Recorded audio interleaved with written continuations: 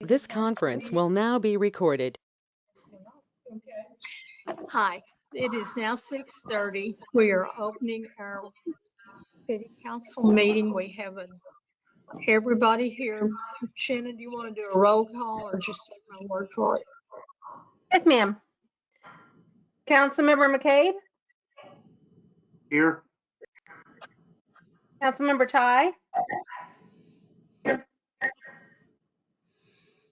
Mayor Pro Tem Priest? Here. Councilmember Eason? Here. And Councilmember Majors? Here. Thank you, ma'am. We do have a quorum. Thank you, Shannon. We are now ready for public presentations and input. Shannon, who do you have first? Thank you, ma'am. It is kind of hard to hear you, Mayor. Okay, I'll get closer to my roommate here. Okay, thank you. We do have a couple of speakers tonight. The first one is Terry Priest. Mr. Priest, when you're ready. I'm here. Good evening, Mayor Wilson and City Council members. My name is Terry Priest. I live at 216 Cheyenne Trail North, Rhome, Texas. This announcement is made as a private citizen and is not connected to any official city function or organization. That's my disclaimer. On Saturday, April the 10th, I am having a plant sale at the City Park Pavilion from 10 to 2. Most of the plants are outdoor plants, the daylilies, some yuccas, some bushes, and a few indoor plants. I grow a lot of daylilies, so that will be the largest selection. They didn't freeze out like some of the other plants did during our hard winter freeze. All proceeds from this sale are going to the Rhome Beautification Fund. Let me repeat that. All proceeds are a donation to the Rhome Beautification Fund. This is the same account that every Rhome citizen can donate to through your water bill. If anyone in the city of Rhome has any plants they wish to donate to this cause, you can call me at 417-342-3585. Additional information will be announced probably on Facebook along with my phone number. Let me give you that phone number one more time. 417-342-3585. Keep Rhome beautiful, one plant and one bloom at a time. Thank you. Thank you, sir. Next up is Kathy Coffey. Miss Coffey, when you're ready.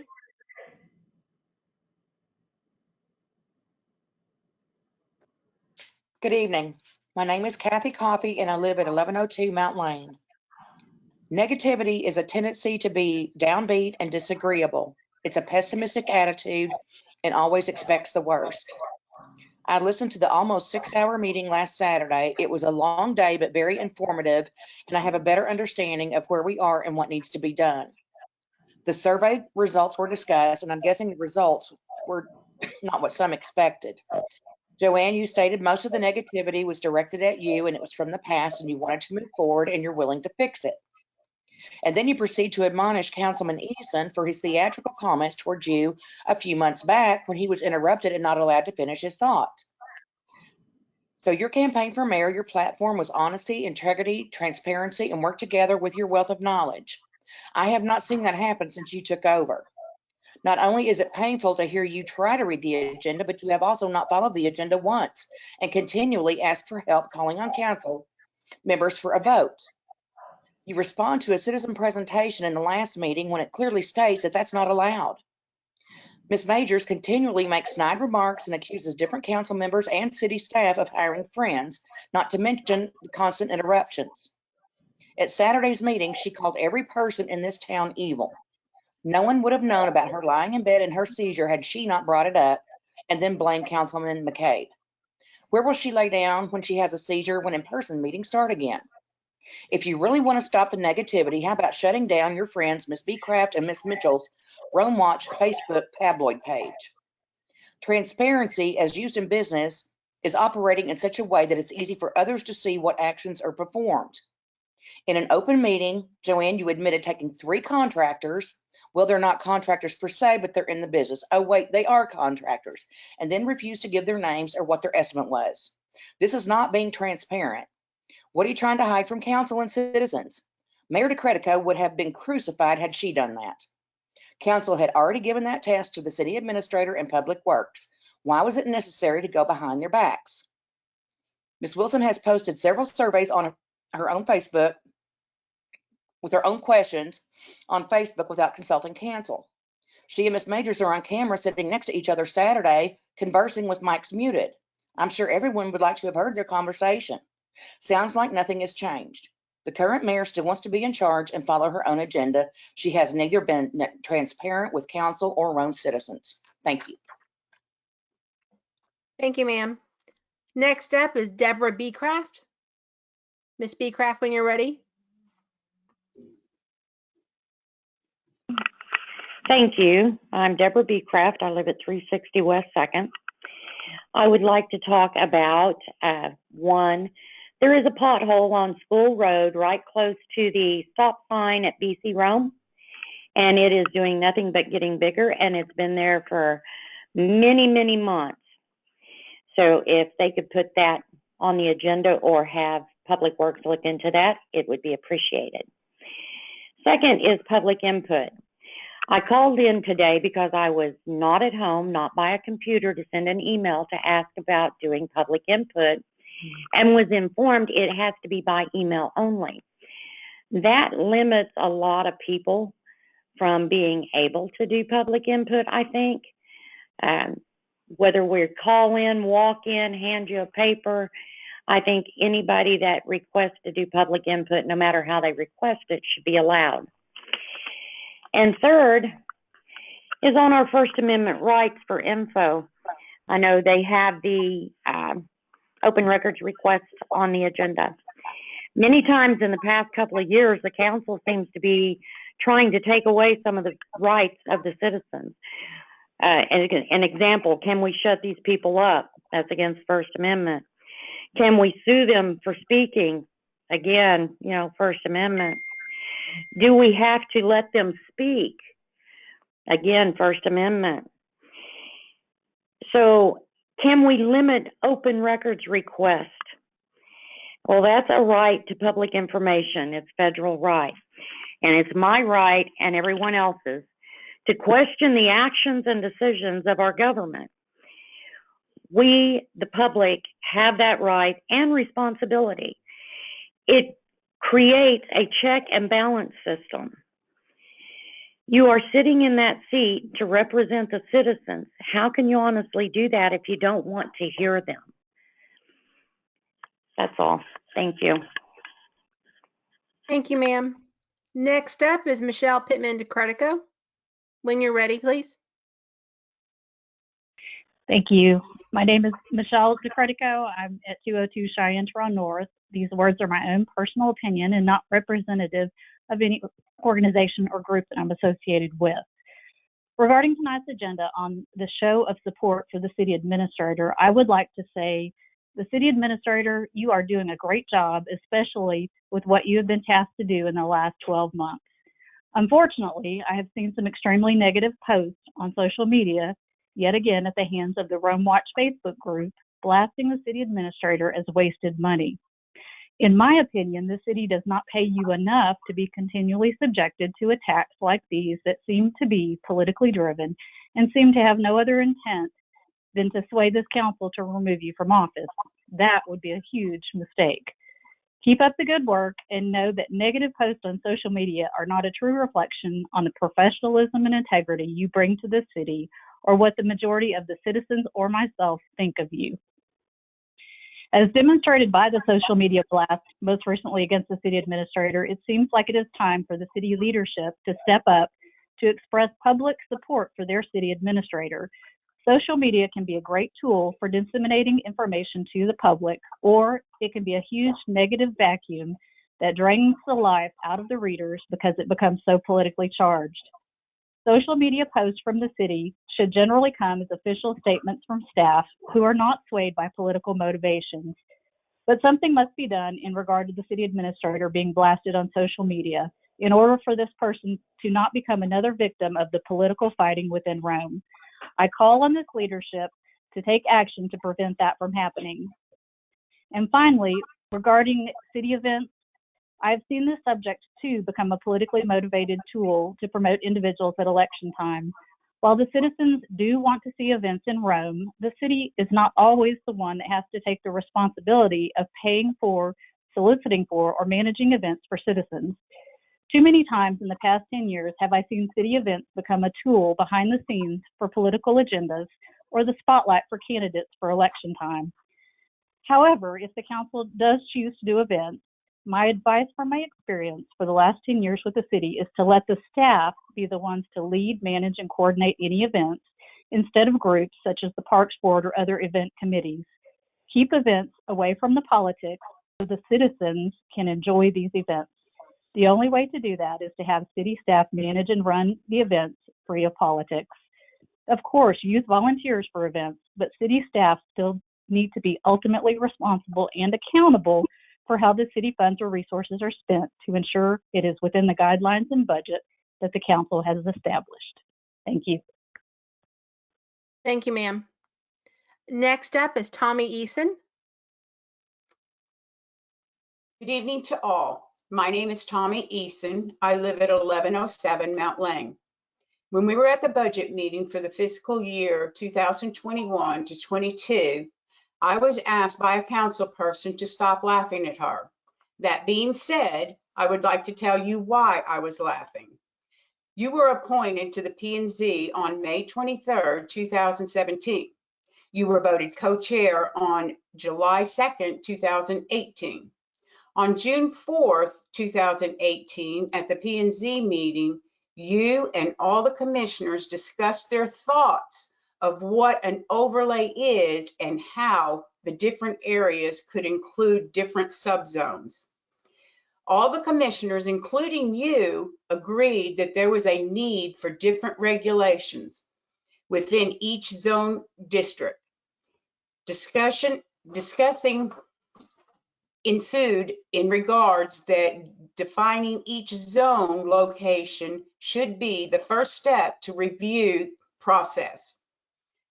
Then when the person decided to run for council, they all of a sudden forgot what the subzones were all about and told the citizens that the P&Z was out to change the name of Old Town Rome.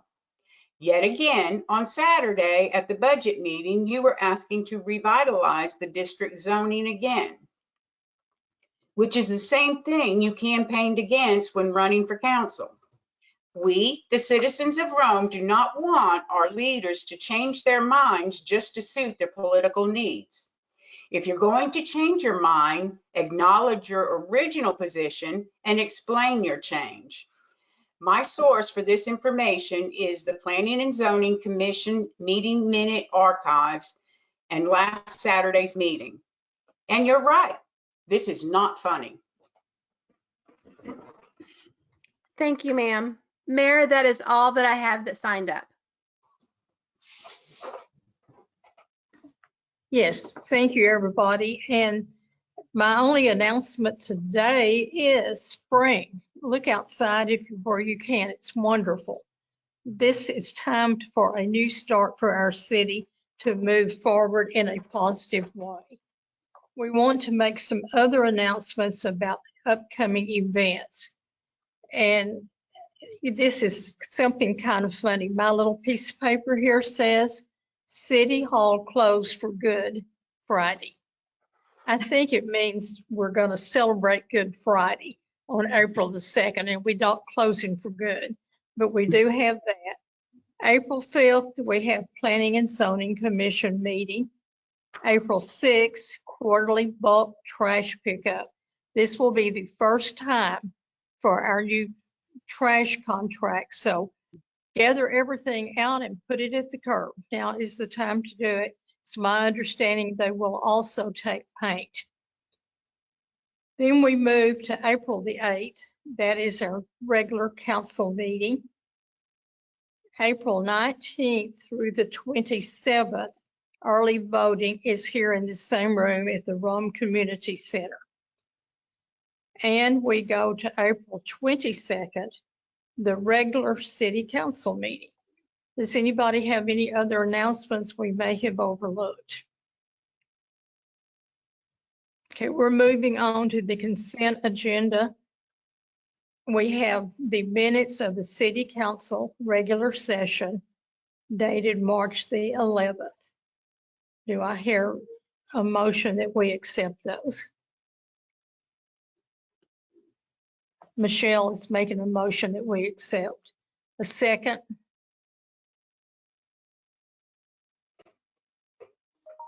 Okay, Elaine, thank you.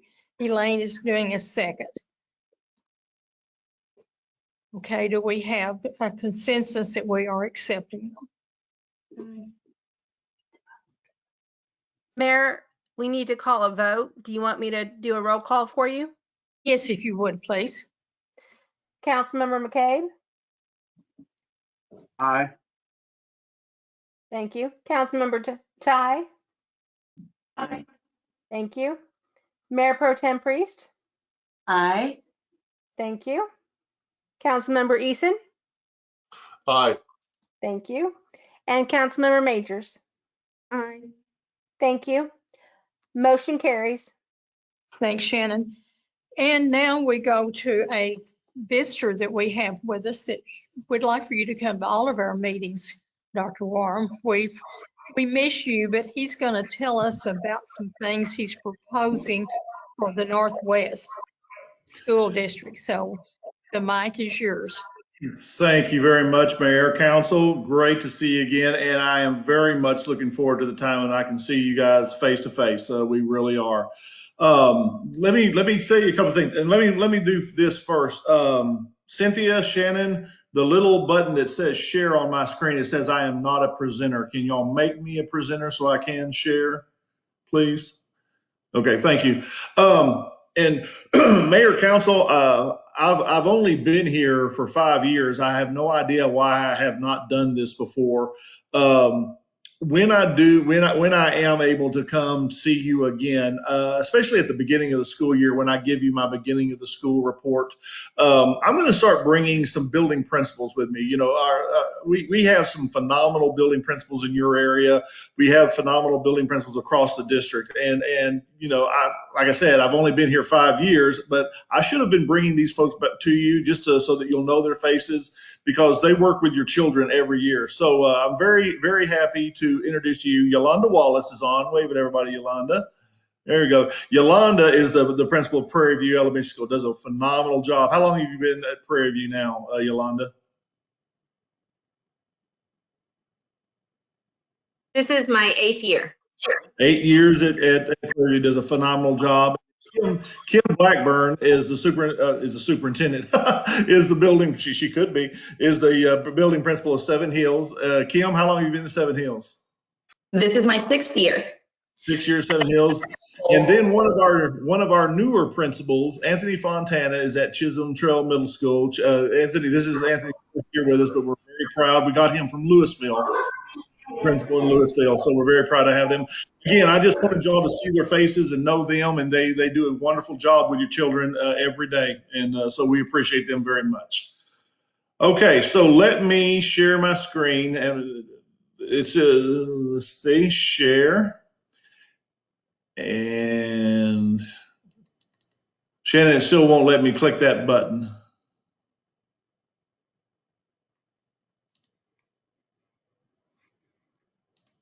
Dr. Warren, it says that you're the presenter. Okay.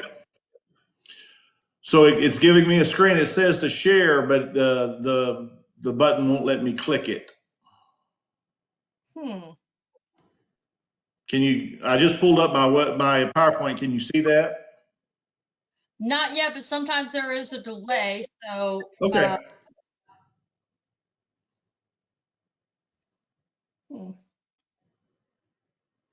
Can one of you share? I know you have a copy of this. Can one of you share this? I'm looking at it. Oh, you see it? Oh, no, I can see the one that was sent as part of the packet. Oh, okay. Okay. Okay. Well, if you will if you'll keep going, I will. Shannon, can you pull it up quickly, or I can go pull it up really quickly? You want to try to make me the presenter? Dr. Warren, if you want to continue. Okay, can y'all hear me? I can hear you. Okay, hold on a second.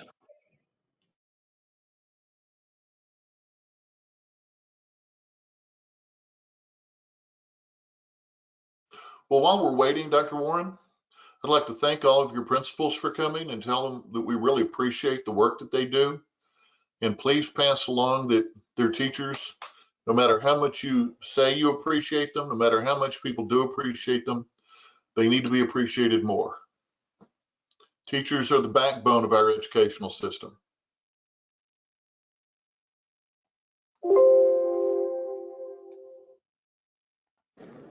Okay. Okay, if y'all can everybody hear me?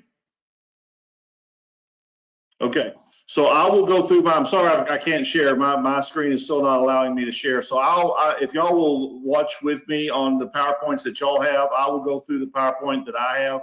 And then if anybody needs to stop me, if I say anything that you don't understand or you want me to re-explain, just stop me and I will do that. If you look at that second slide, if you've not seen this in a while, this is Northwest ISD.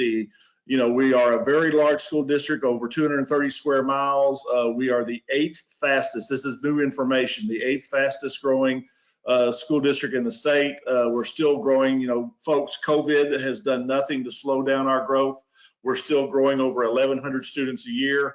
This year we have 30 campuses. Next year we'll have 31 campuses with the opening of the new Berkshire Elementary School just a little south of y'all on 287.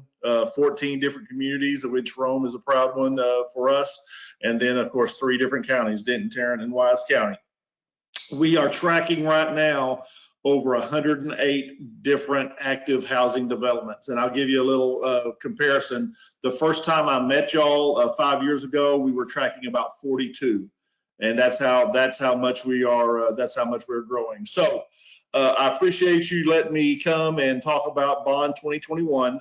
And folks, this was originally Bond 2020.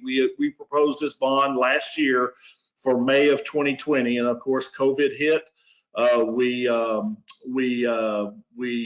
closed school down for the last 2 months of school, and the governor canceled all the May elections and put them on November. We were not successful in passing this in the November election, so we're coming back around and we're going to try again this May election cycle.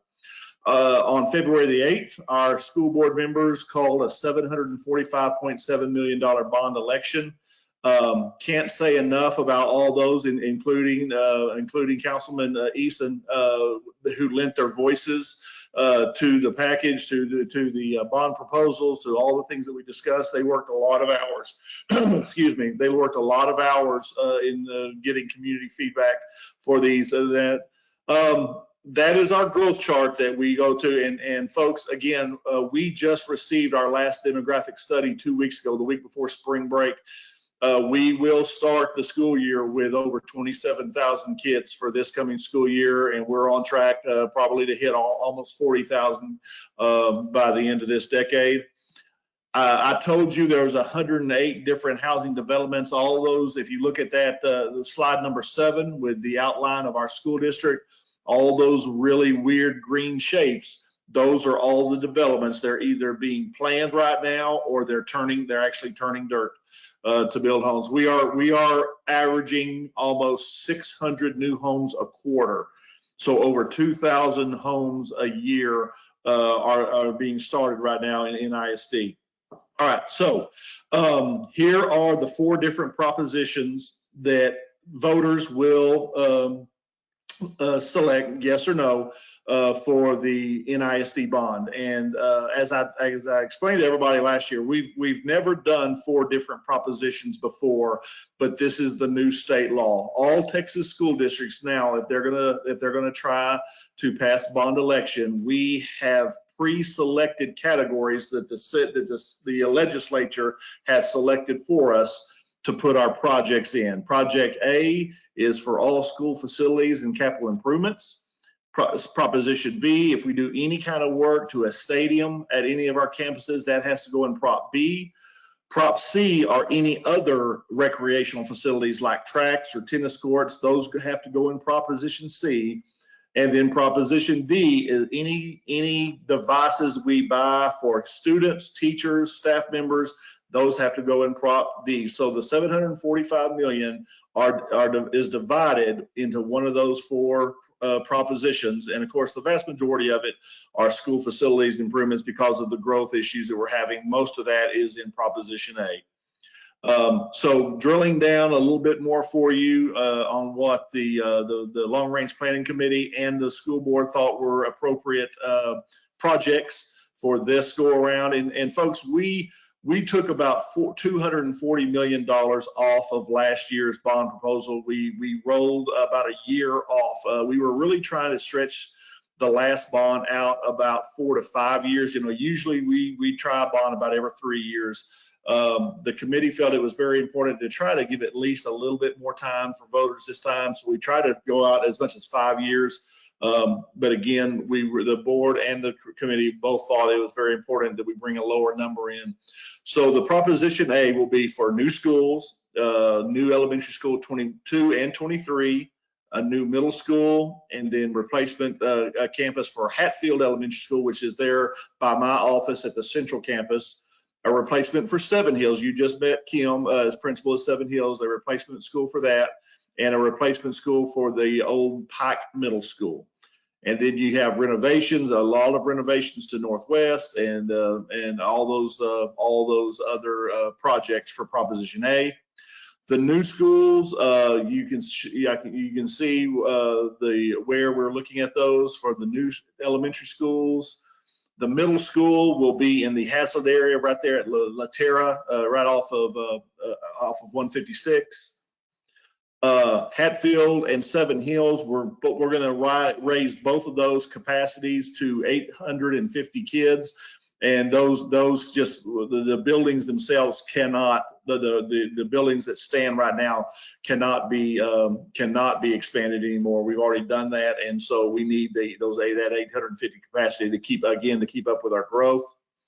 And the same thing with Pike. We need all of our middle schools to be at 1,200 students for 6th, 7th, and 8th grade.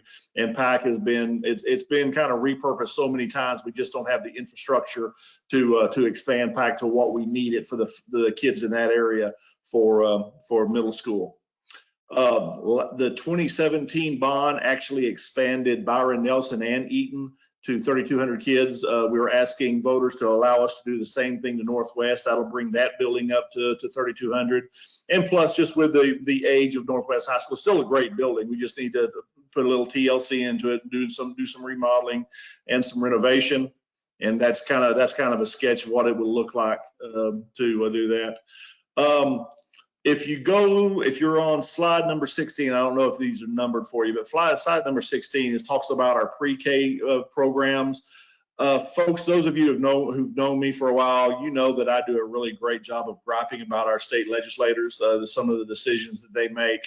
However, one of the best decisions they made last session was they mandated pre-kindergarten for all students in Texas who qualify for it. And if you're in the education business, you know the research points to if we can get those kids, the 4-year-olds who qualify for pre-K services, if we can get them in, and principals like Yolanda and Kim do such a wonderful job getting them to be on grade level, especially by the time they hit 3rd grade.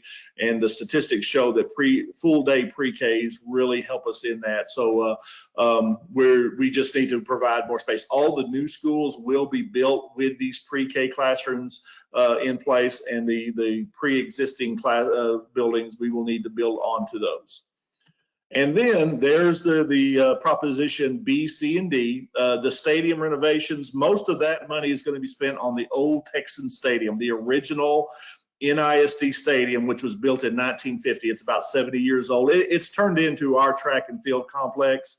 All the middle schools use it for football games. Our PE classes are on it all day. We need to do some renovations to that just because of its age.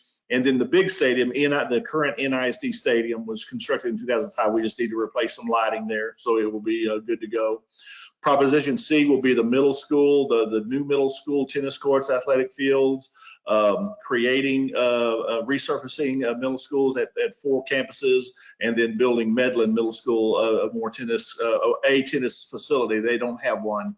And then Proposition D, as I explained, will be enough devices for all 27,000 kids and staff members to make sure that we've got the technology in place for their education. So we have, and I'm being very specific to talk about this. We have 2 ways of making money and two different purposes for the money that we use in the district. Our M&O tax rate is the big one. It's 91 cents. That's for all daily operations. We call it our M&O tax rate, maintenance and operation, and it's day-to-day operations. All of our salaries, teacher salaries, staff salaries, benefits, utilities, all those are paid for that. When a district has debt, when they've sold bonds to build buildings or renovate buildings, we have an INS tax rate, interest and sinking. That is what provides us the money to be able to sell the bonds and pay back that debt to do either that. The INS tax rate is going to be 42 cents. If the INS tax rate right now is 42 cents. If this bond passes, the INS tax rate is still 42 cents. We have a strong enough tax base. If you'll look at that next slide, we have a strong enough tax base. We've got strong growth. We've made some really good decisions in the past, refinancing existing debt. So a successful bond election this May will not change the tax rate on the INS side. It'll still be 42 cents. So we're blessed in that.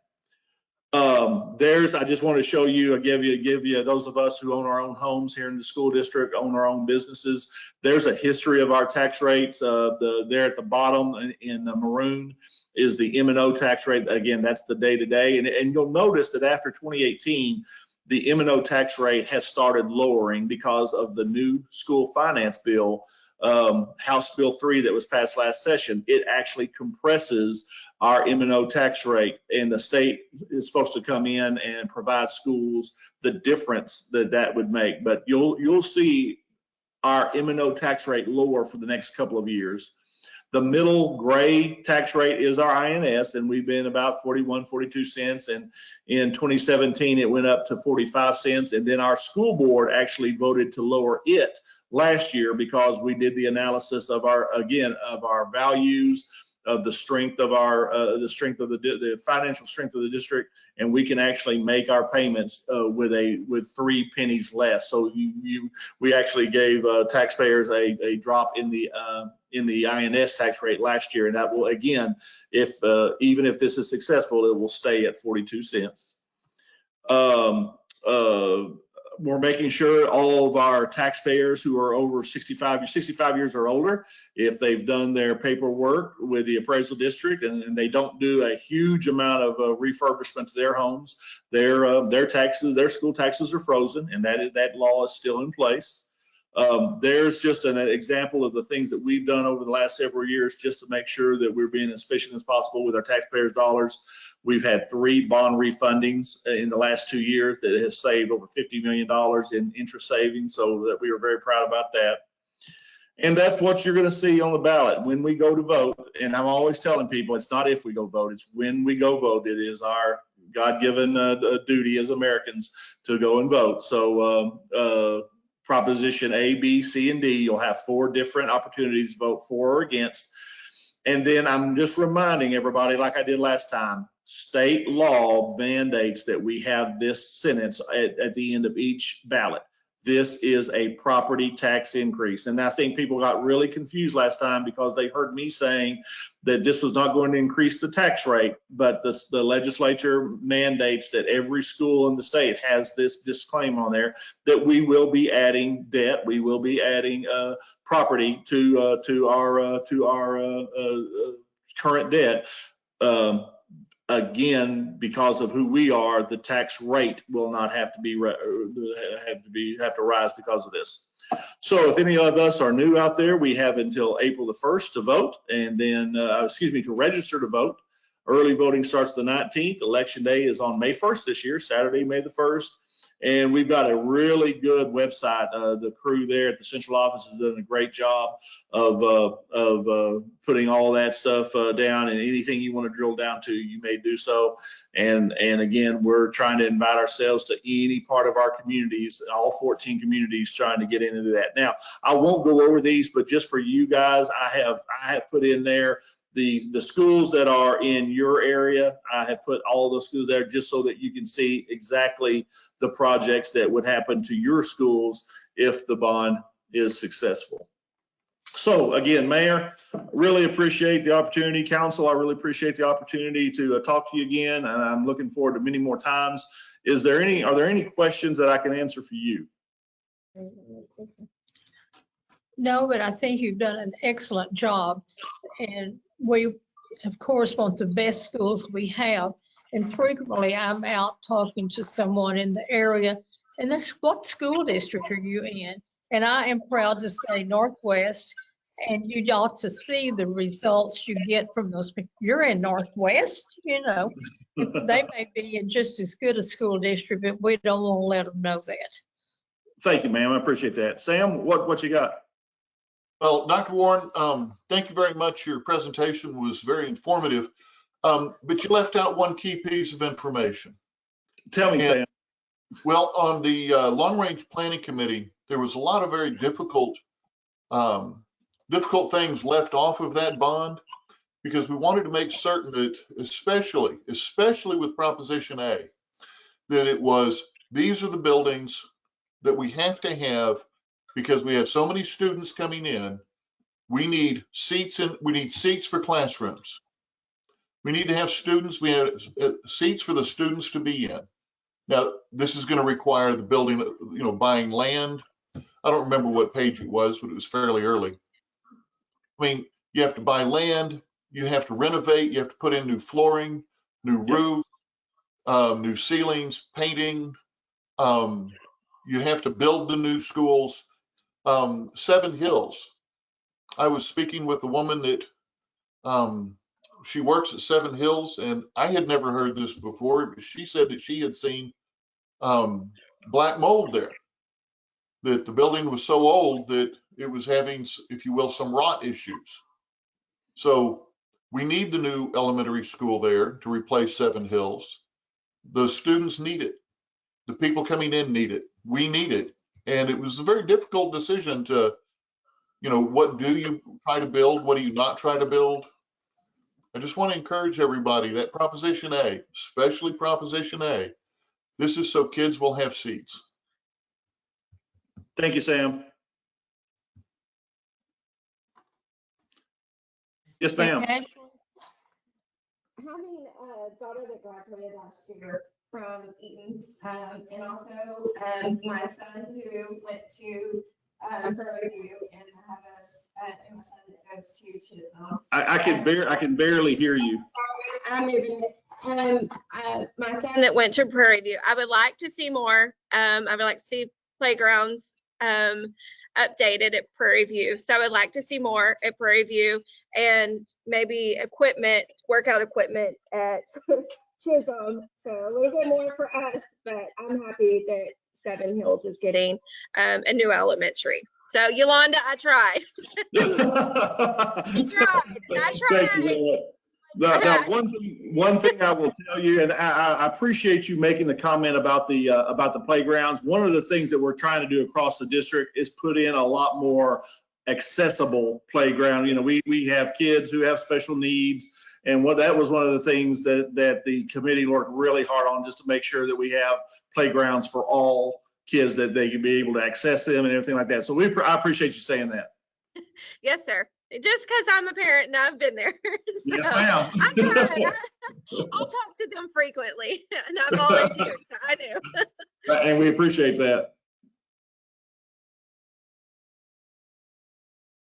Okay, well, Mayor, again, appreciate you. Appreciate all of you. I tell you this all the time, but notwithstanding the bond, notwithstanding everything that we're going through, if there's anything that Northwest ISD can ever do to support truly the city of Rome, support you as the leaders of Rome, only thing you need to do is call. We need to be in this together. If there's anything that I can take to Austin with me to support you legislatively, I would be happy to do so, because I think we all need to be in this together, and I appreciate your leadership. Thank y'all. Thank you for coming. We really, I'll look forward to this. We'll look for positive things to happen come May 1st. Thank you, ma'am. All right. Bye.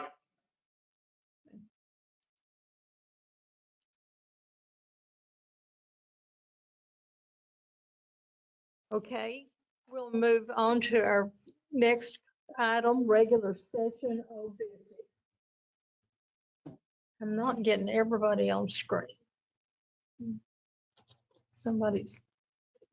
Now we are, okay. First item under C, old business, discussion and any necessary action regarding the continuation of virtual meetings. Council Member Majors. I would just like to see us go back to in-person, but sorry, I haven't moved closer to us. I would just like to see us go back to in-person, but I know we're just waiting for Governor Abbott, so that's pretty much it. So council members, I think we're just waiting on Governor Abbott to where we can go back to in-person. So thank you. Okay, and I think we're all would probably be better visiting with each other in person than behind a computer screen. And normally Governor Abbott issues what is called an exception to the Open Meetings Act that normally comes out the first week or so of the following month. Watch the newspapers or the media. Thank you. The next item is D, discussion and any necessary action regarding the wastewater rate study. Mr. Councilman Easton, that be you. Thank you, Mayor. This wastewater rate study was so eye-opening. And to me, there are two things that we need to do, and it's ASAP. One is we've got to get the message out. We need to make sure that we find some way to explain to people that we're not collecting enough money to pay our bills. Okay, forgive me, Chris, I'm providing a very, very small summary. Oh, go ahead. No, you're doing a great job.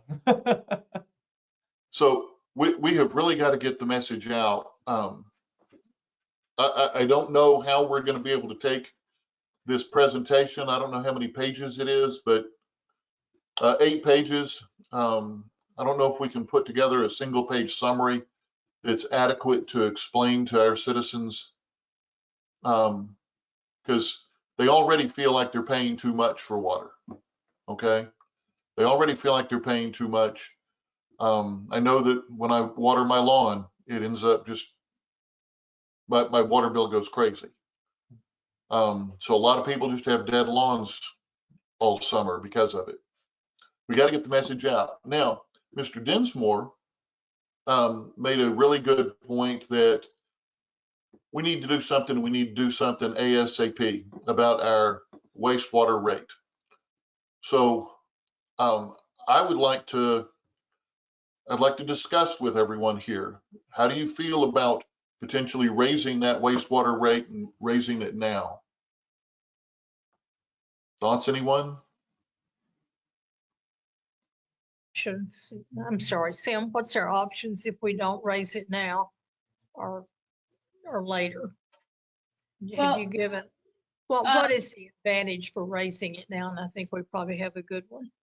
If I could interject before you have that discussion, if we could, just to your point, Councilmember Eason, we are putting together a fact sheet for everybody. And I actually and I will be posting it soon, but on Saturday, Chris did present and I actually took it out and made it its own video. So we will be posting that as well, so people don't have to wait through the 5 hours of video from the workshop on Saturday. So I will be posting that as well. We do have Chris with us. He was just going to go over a few more details that kind of talk about some of the potential next steps for you all to consider in this conversation. So if maybe you could let him share his, he's got a screen shared, share his slides and then have that discussion. Is that okay? Of course. Okay. Well, Mayor and Council, thank you again for allowing me to be with you tonight. Just a couple things I wanted to visit about briefly. As far as the path forward, as we talked about, we do need rate action, and we need that rate action soon, particularly on the wastewater side. I'm going to back up to right where I was. Remember that a 5,000 gallon customer right now, this is the monthly bill for a 5,000 gallon customer, an average residential customer in the community. You can see where you fall compared to other communities, but as I pointed out, this will be the third time we've talked about this. The wastewater side really is the concern, and you can see where you lie within this comparison. You're at $18.89 for that monthly sewer bill. The next most expensive at the very bottom here is Reno at $27. So you can see the gap already. Cynthia had sent out earlier, and I think it's important to note, the last time the city changed sewer rates was in 1999. 1999 was the last time pricing for sewer was changed. I don't know about you, but I know the prices I'm paying for gas, for milk, for daily goods has changed dramatically since 1999. On the water side, the last time rates were adjusted was in 2017, but that was simply a pass-through of increases from your wholesale provider. So what the city has collected for the city component of costs, that has not changed on the water side since 2017, on the sewer side, not since 1999. So very, very important to remember those dates. But as we look at this, again, we talked about what we need. If we were going to fund everything we need from capital and O&M, this is a significant monthly impact to customers. And so while we've looked at scenario 4, that's a monthly increase of $30.54. What we are looking for is guidance. What rate action do we believe would be acceptable? What could we pass? But as we look at that, we need to remember we're going to have to prepare an amended ordinance. That ordinance is going to have to include the rates and the effective date of the increase. We're then going to need to have a council meeting, pass that ordinance, and most importantly, provide public notice. We need to let our customers know what is coming and what they can expect on their bill. But I want to go back to that first point, the determined desired rate action. And the reason I point that out, I want to go over and show you what the rates actually look like on this $30.54. The way we've done the calculation right now is we've just assumed an across-the-board increase in the fixed charge and the volumetric charge of the sewer bill. So those of you that may not be familiar, there are two parts to a utility bill. There's a fixed charge every customer pays regardless of use. There's a volumetric charge that varies based on use. And you can see the increase just for residential, where most of your customers lie. The fixed charge would go from $11 to $28.79. The volumetric charge, you can see down below, goes up to either $6.88 or $8, depending upon the tier that you fall in. However, I also want you to note the commercial side. If we're going to generate revenue in the same way, in the same proportion from residents and commercial customers, and generate the additional, it's basically $300,000 to about $305,000 additional that we need under scenario 4. I want to point out what that does for commercial customers. And this is why this is a discussion that we need to have tonight as we think about what action we want to take. How are we going to impact our customers? Because these commercial rates are significant. Having just gone through the COVID shutdowns, having gone through the winter storm, I wanted you to be cognizant of what the impact was here, because it will have impact on your customers, and particularly your commercial class has been through some difficulties, just like everybody has over the past year. So that's why I wanted you to see this slide. But with that, I think that does bring us to the discussion. Back to what Mr. Eason was saying, what do we desire? Where do we want to go? What do we believe is acceptable for our community?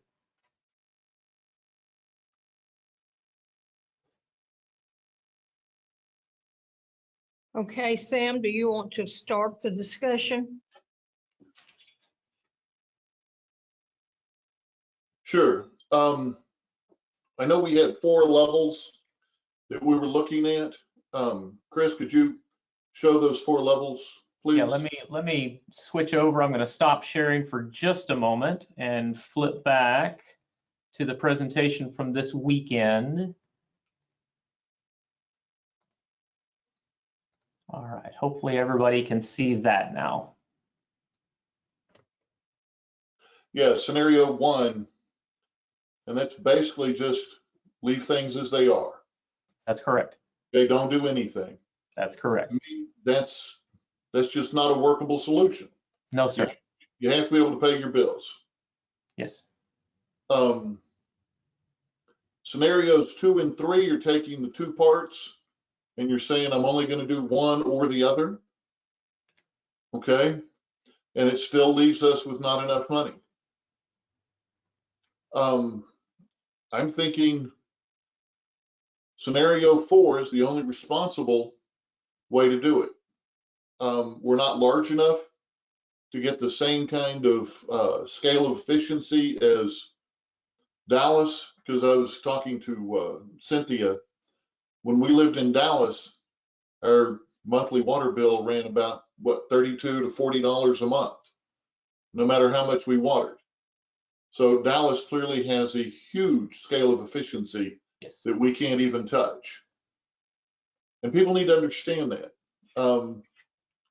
I'm proposing, but again, I'd love to hear the discussion, that we should go with scenario 4 so that we have capital and new program O&M. And if we go with that, what kind of lead time do we need to let our customers know?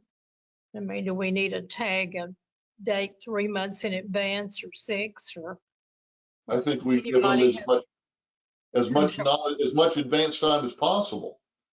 I mean, again, put this information out there, and the first thing that does is getting the information out there is the first step in letting them know that something's going to change. So I would recommend that the effective date of any increase be no later than October 1st of this year.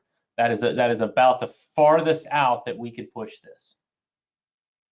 And if we go with October and basically the new fiscal year, does that kill us in between for what money we're losing? I'm going to ask Cynthia to speak to that as far as current financial condition. You know, your budget this year was put together based on your current rate structure. I think what that does is probably pushes some needs off into the future. But Cynthia, would you care to speak to that? Sure, thank you, Chris. Well, I think some of the things to consider, I mean, as Chris has said, that would be the latest that you would want to do. While we do have our impact fees underway now, and you all are considering some improvements to the system, I think understanding that the last time the rates were increased was in 1999 really speaks to the dire situation, and why we probably should take action sooner than October, but certainly I can understand why council wants to get the word out. So I think we do have to give a public notice, and of course we would do that. But to Council Member Eason's point, starting to get the information out now, and we can start sharing on social media, putting it on our website, getting out this frequently asked questions that we've developed,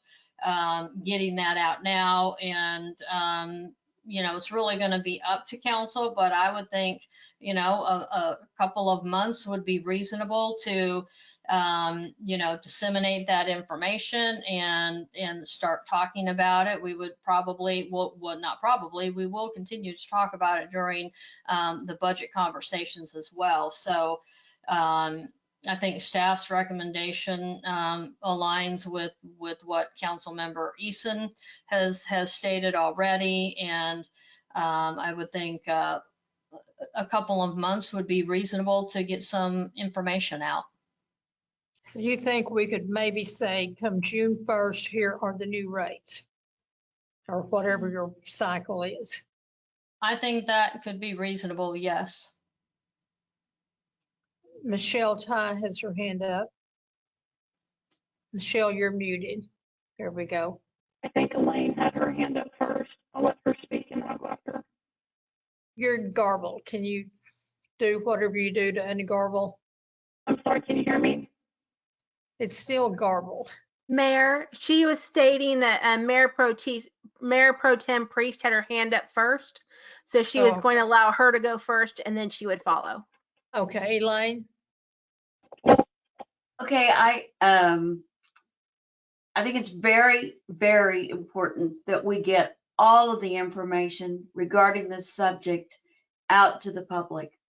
The other thing that I think that we need to pair with this is the requirement that Public Works has two separate budgets, water, wastewater being one of those separate budgets, and that we are charged with those items being in balance unto itself. I'm talking about what it costs us versus what we take in has to balance that budget related to water and wastewater. I don't think that everybody understands the structure of the requirement that we have those two separate budgets within the operation of Public Works. So as we bring this to the public and we talk about this, I think we also need to talk about the budgeted structure that we're required to work under. And then it makes sense with that umbrella of that budget that this must balance. It's a second in reinforcement. Not only do we need the money to pay the bill, but we also need it in the structure that we're required to have in our Public Works Department. And so we can't be borrowing from another fund over here to subsidize this. We shouldn't be. That's not good business practice. This should stand alone, our water and our wastewater. So I would just like to expand that presentation to include that budget requirement information. That's all. Michelle? You had a slide up. Can you hear me now? Yes. You had a slide up that had the commercial impact. Yes. Let me flip back over there right quick. Unfortunately, I'm dealing with two different PowerPoints here. I apologize. What is the comparison to other cities when it comes to commercial water? I know we need. Yeah, unfortunately, I don't have that with me tonight, but I can put that together for our next time we're together and can show that. Okay, I guess I'm just worried about commercial possibly being, scared away. Well, and I will say you have so few commercial customers that an increase to residential vastly outperforms any kind of increase to commercial. I think we can come in here and structure this in such a way that the increases would be reasonable. Well, they would be similar. Let's say that they would be similar in dollar amount to residential and commercial on the bill, but still generate the revenue we need. Okay. All right. Thank you. Josh? Thank you. So I have a couple of questions, one for you, Chris, and then one for Cynthia. For the people that are listening that may not fully understand why we are looking at fixing this, Chris, can you put into layman's terms, if we don't do anything by October 1st, how does that affect the city within the next 2 to 5 to 10 years? And then Cynthia, how does that affect us financially if we don't do anything? My concern, if you don't do anything and don't generate the resources you need, there's two things that are going to happen. One, I don't believe you're going to be able to meet regulatory requirements. So there are requirements that are set by both the state and the federal government that that relate to water and wastewater that you have to comply with. You are, for lack of a better term, you're just putting band-aids on things right now, and at some point that's not going to work. The problems are going to be too big for band-aids. And as we head that direction, once the band-aids no longer work and we are out of compliance with regulatory requirements, at that point the state is going to come in, they're going to fine you, and they're going to make you comply. So the increase will come regardless of what happens, and you can either pay fines and pay more in the future when this has to happen, or we can take care of business down. That's really what I would anticipate. Is any delay is just simply going to raise your long-term cost. So real quick before Cynthia, on a follow-up question on that, how long do you see it before big government comes in and starts fining us on that? I'm being completely honest here. I'm surprised you're not already there. Well, can I interject? Yes, ma'am. Go ahead. Well, Josh and my answer is actually very similar to Chris's, in the sense that we're compromising the quality of our service, and we are really paying more in regulatory fines. And we're working overtime to try to make a system that is really is being held together by Band-Aids, blood, sweat, and tears. So there already is a long history. And this goes back to, the early 2000s or 2005, 2010, 12, where we have had a history of regulatory fines. I know when I first got here, there was one that was in play, and I will tell you, you guys have some reports that are that indicate that we have had enforcement action against us even currently on the West wastewater treatment plant. So what that will actually end up being, we do not know yet. We should know here fairly soon, but it's past time. It's just not a good return on the investment for doing nothing. So the cost of doing nothing is increased regulatory fines and compromised service and quality. Anyone else? Chris, say that we make this effective June 1st or some such date. At what point should we have this reviewed again to see if we're making headway or not? So ideally, I recommend that you come in probably around next summer and just take a quick look just to see how things are. Things are changing so rapidly with regards to your growth and development that this is going to be something we're going to want to keep an eye on.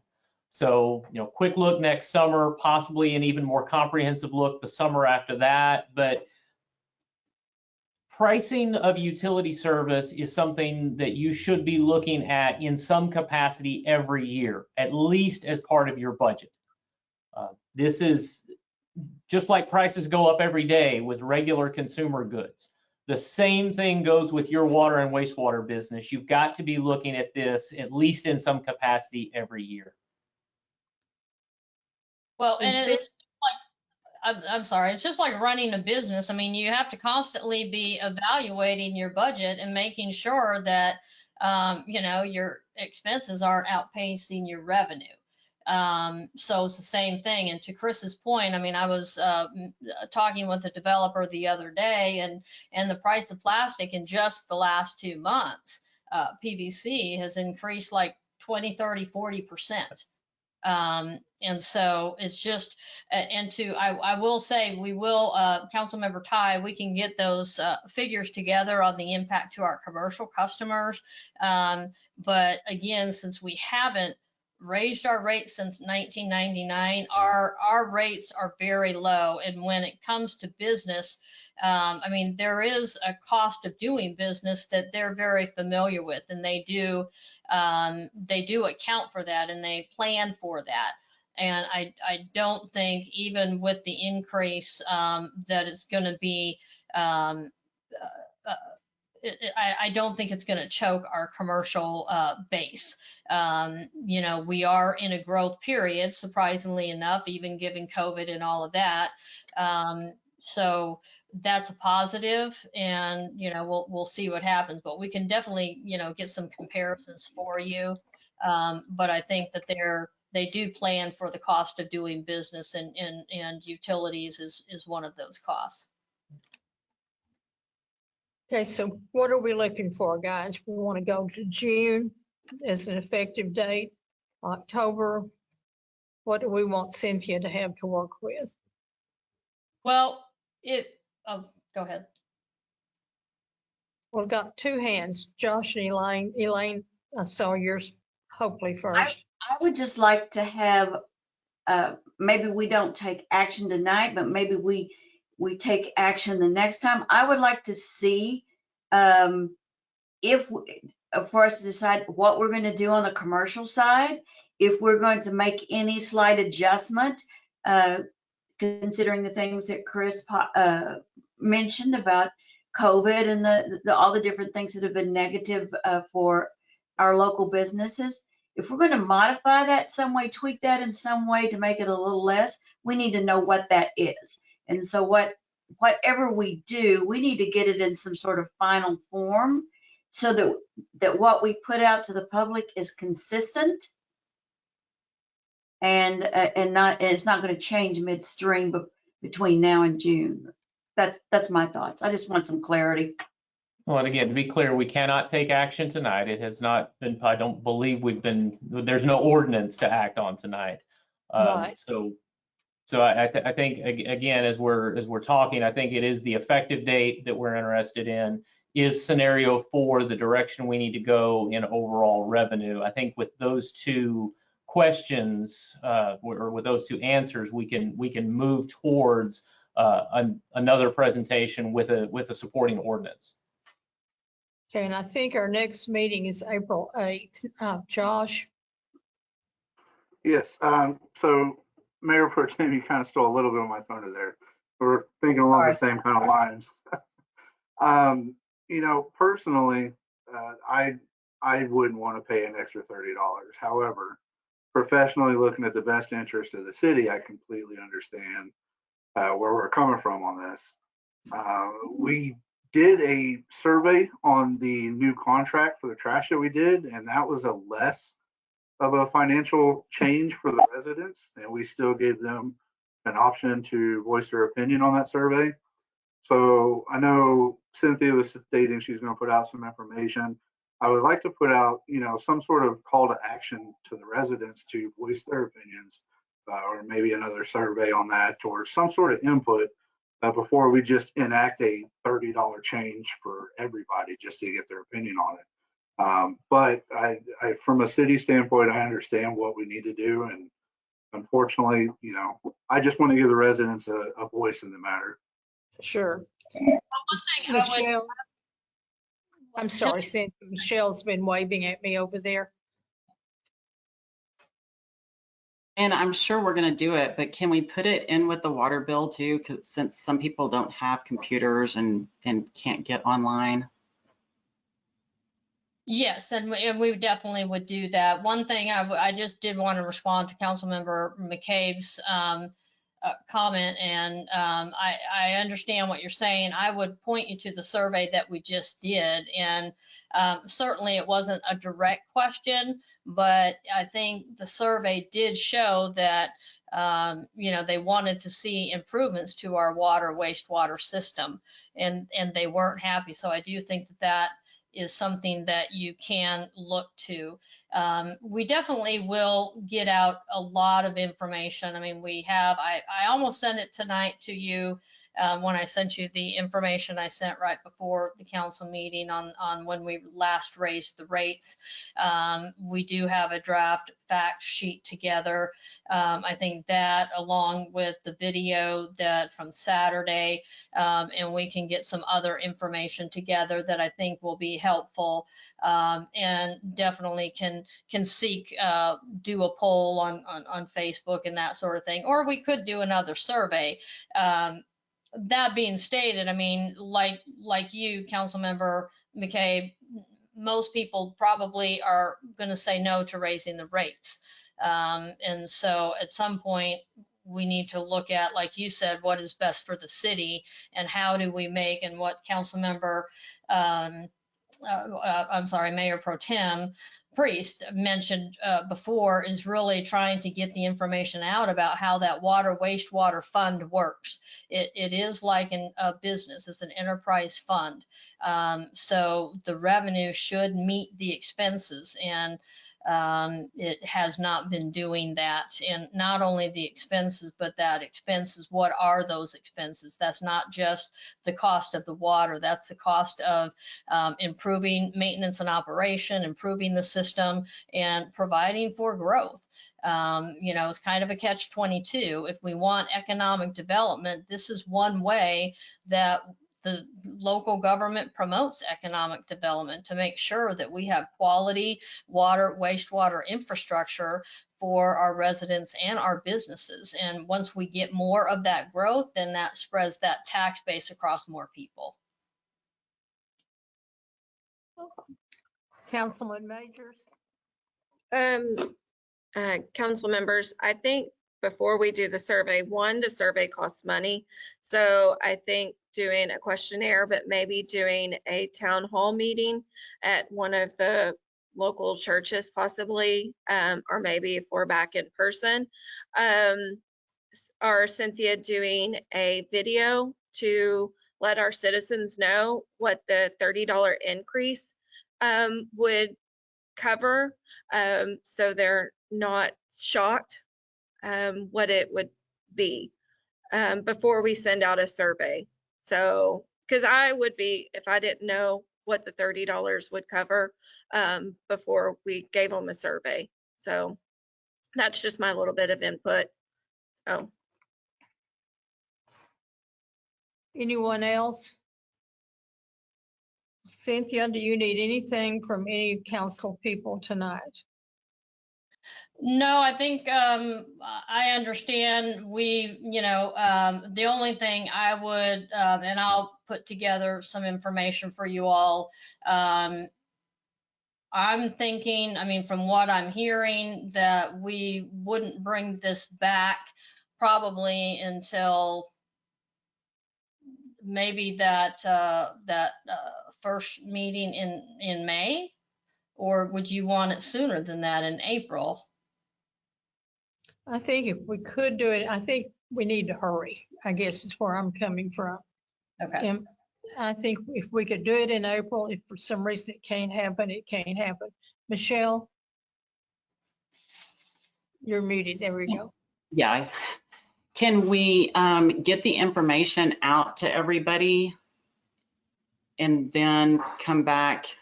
I don't know, does it take a month or two to maybe get that information filtered to all the citizens?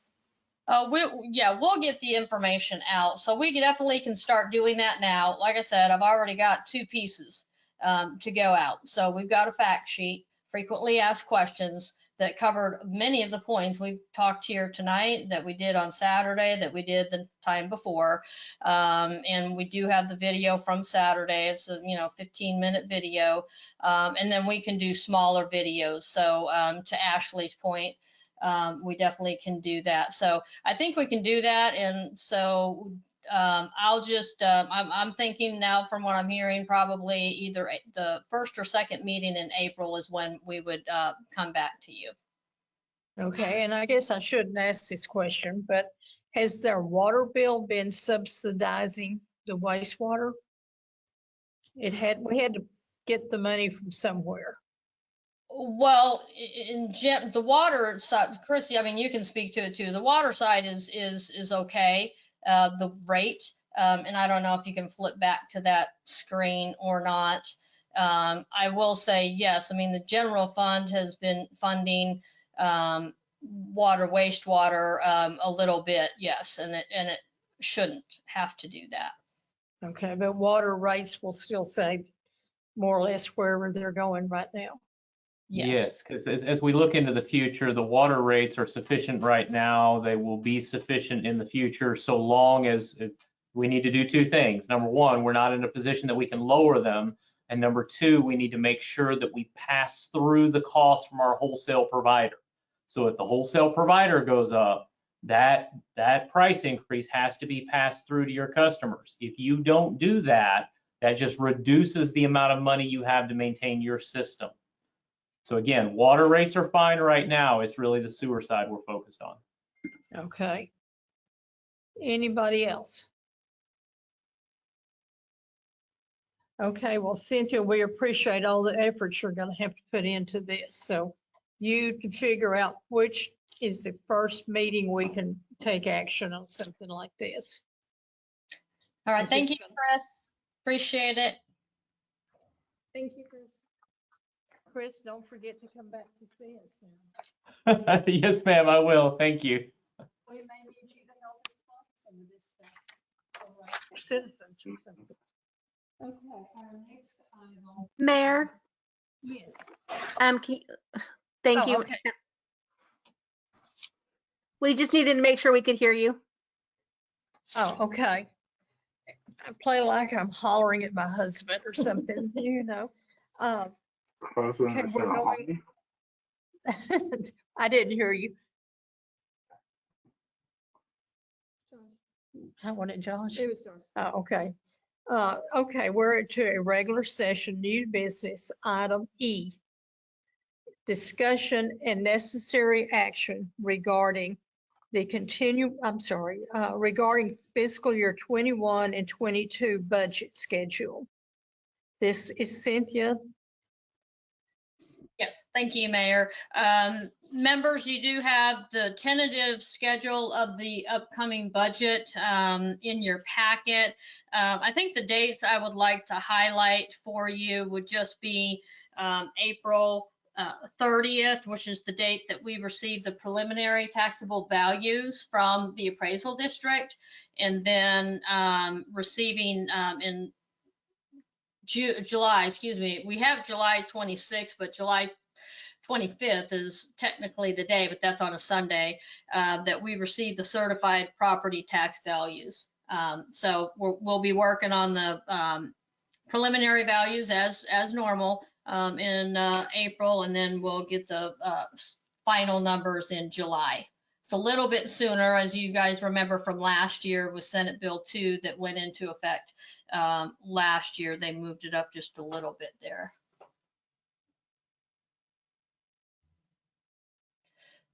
I think she's done an excellent job of putting this calendar together, and we know when to schedule our times off and when to schedule this is Cynthia time. So is everybody okay with the calendar she put together? Yeah. Okay, then we'll move on to item F, discussion and any necessary action regarding the execution of Texas Statute Local Government Code 22.042A. Sam, this shows you as action. Thank you. Thank you very much. Let me review what that statute says, if I may. Again, this is Texas statute from the local government code. Powers of the mayor. The mayor shall at all times actively ensure that the laws and ordinances of the municipality are properly carried out. I became concerned when I saw a Facebook post from our mayor about having in-person council meetings. I know twice we have discussed the issue, and twice we voted to continue with what the, as long as the governor allows us to have virtual meetings. I feel like the mayor may not be supporting that, and that she took an oath to support that. This is the will of the council, and to put a Facebook post out asking what the people think about having in-person meetings, because it doesn't really provide all the different information. The post was, the poll was fairly one-sided. It didn't mention that we could only put at most 10 people there, that we don't even know how many people are going to be able to fit in that room and have social distancing. I don't believe it mentioned that. I don't believe the city's ready for live streaming so that we could support the live streaming of a meeting to support people that can't make it. There were a lot of things left out. So I would like to encourage you, Mayor, to actively ensure the laws and ordinances of the municipality are properly carried out by supporting the will of the council, and don't undermine what the council votes on. You're muted, Joe. Yeah, thank you, Sam. Anyone else want to discuss, Ms. Majors? Sam, it was a poll, and the citizens are wanting to be back in person. It was just to hear what the citizens are wanting. Actually, one of the citizens, I won't name one, but who calls in every week, asked, and I actually put it on the agenda for her, if we could be back in person meetings. But we're not up to video conferencing, but we can still have a teleconference, excuse me. So yes, we are up to date on that. The governor has opened the mask mandate. He hasn't opened for city council meetings, but every other city around us except Justin is having in-person meetings. We can still have them without the citizens. We can, as city council, meet. I would have liked to meet 6, social distance apart, so we can, Josh, if you could just wait for, but if we could meet, social distance, that way to, since we have had internet issues and, being interrupted by each other, I think it would, in like our meeting this past, weekend, to go and see, the public works, to look at their ceiling and to see when it rains, where it comes in, their lawnmowers that actually need to be replaced. It wasn't just their push mower or their. I'm sorry, Ashley, I was giving you an example. You are completely off the agenda topic. I'm the one who's very passionate about it, as well as Joanne. That's the reason why we're meeting in person. I understand, but that's not the agenda topic. The agenda topic is the state statute. It is. Okay, let's So do one, Josh. that's it, Sam. But I know I go on, but that's it. So thank you, Sam, for that. Again, if we were meeting in person, it's interesting. But thank you, Sam. Josh? Thank you. I was just gonna, say the same thing that Mr. Easton said, that point of order is we need to stay on the topic, and the topic was the government code that he addressed. And that was the fact that, as Carvin and Cynthia both put out Saturday in the workshop, is that the mayors support the decisions and the actions of the council. And I think that's what Sam was referring to, not necessarily the Facebook poll, but that the council's decisions are supported by the mayor. And Sam, you can correct me if I'm wrong. No, sir, you're spot on. I mean, it's very clear in our Constitution of the United States. You have a legislative body that passes laws, and you have an executive that executes those laws. And nowhere does it say that the executive has any right to undermine the legislative. Now, if someone else wants to put out a poll, that's their right. Free speech, absolutely. But I'm saying the actions of the mayor. I'm specifically referring to our executive, the mayor. Okay, Sam, let me answer a little bit back. Probably for any of you that are on the phone, you may or may not know, there is a requirement by state statute that we have meetings in certain ways. And because of the pandemic, Governor Abbott has month by month determined if it is an exception to the Open Meetings Act that we could do virtual from home. Now, the way I understand it from the city attorney, we could have always met in person. The exception is if we don't want to meet in person, we adhere to the exception. And I don't know what will happen in April, but say if we go to April and he does not renew that exception, which has normally only been about 30 days at a time, then we will have to go back to in-person meetings.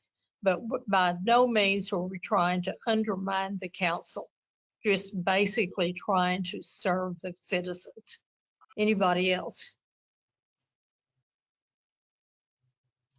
Okay, then we will move on. Sam, you I would go into more detail, but again, that was not the agenda item. The agenda item was the state statute. Thank you, Sam. So please stay on topic, ladies. Okay. Well, Sam, you were accusing me of trying to undermine, and I'm just explaining that. Let's move on to item G, which is local government code 22.04. Mayor, I'm sorry to interrupt you. Yeah. We can't hear you. I'm sorry, Shannon. I don't know what, get me a bullhorn or something. Okay, the next item is item G, discussion and any necessary action regarding the execution of Texas Statute Local Government Code 22.042C. Again, this is Sam.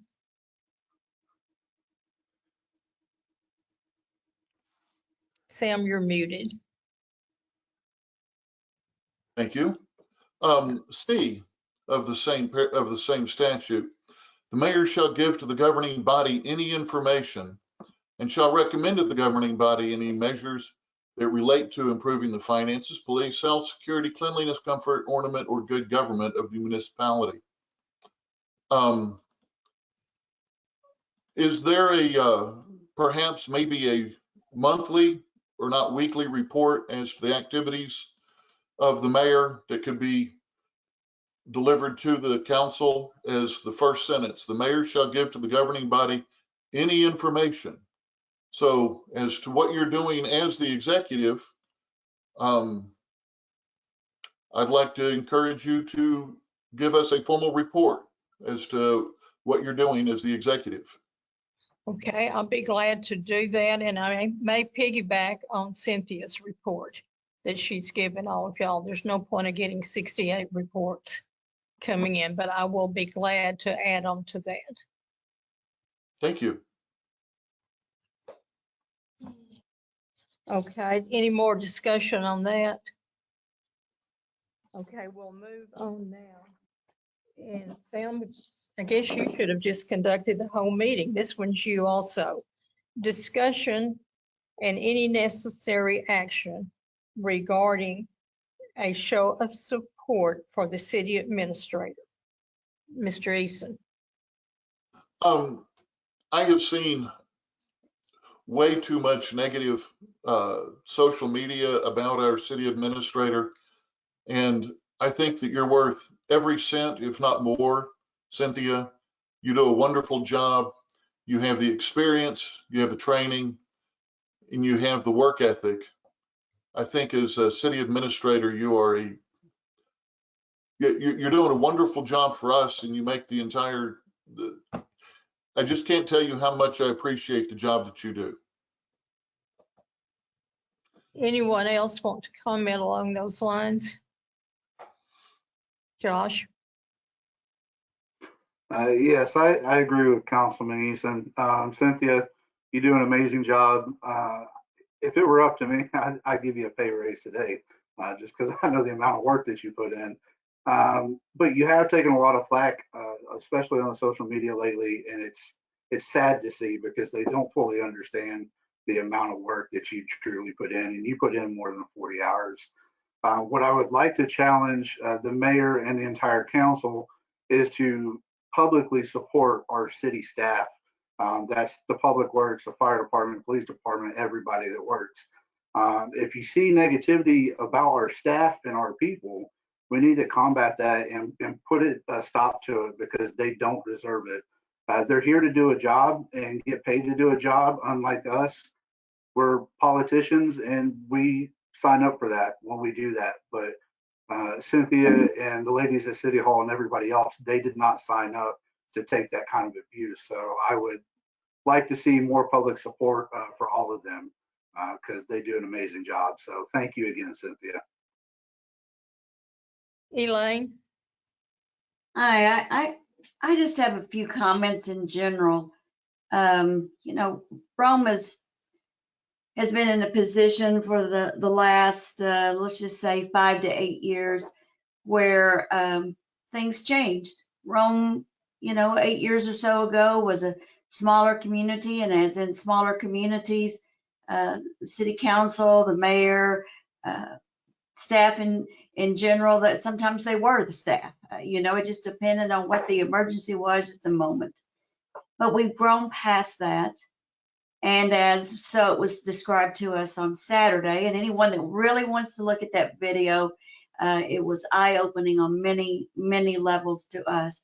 But Carvin helped us understand the need for division between the political side, those of us that are elected, versus city staff. And in part, it is up to us as city council members and certainly the mayor to be supportive of that organization. And I looked up some of the information about the value, the importance, and the qualifications of a city manager or city administrator. And I'll just read you just one little piece here.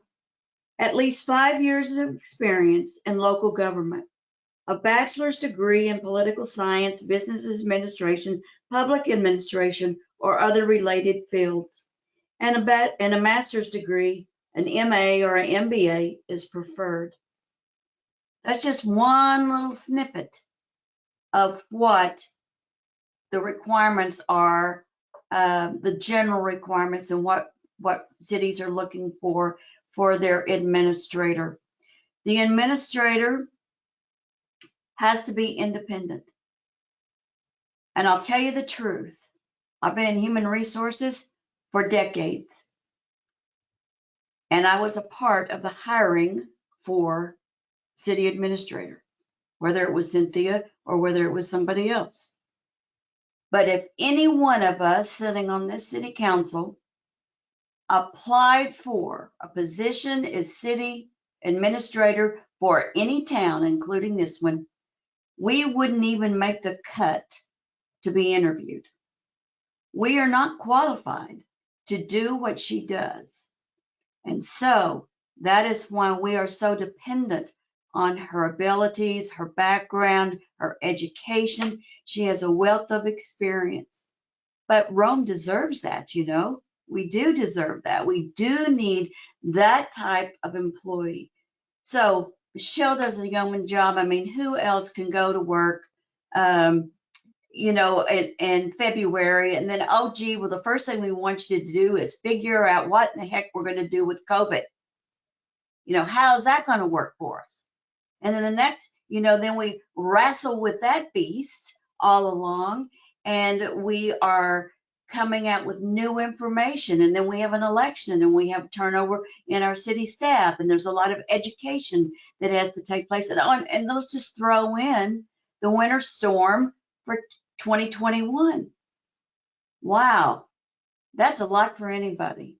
And so Cynthia has risen to the occasion, but it also is something that we're going to have to expect for any city administrator that we have in Rome. And we deserve to give that respect to the city administrator, whoever that is, because they are key to the success of this town. They are key to the success of our city council and what we're about.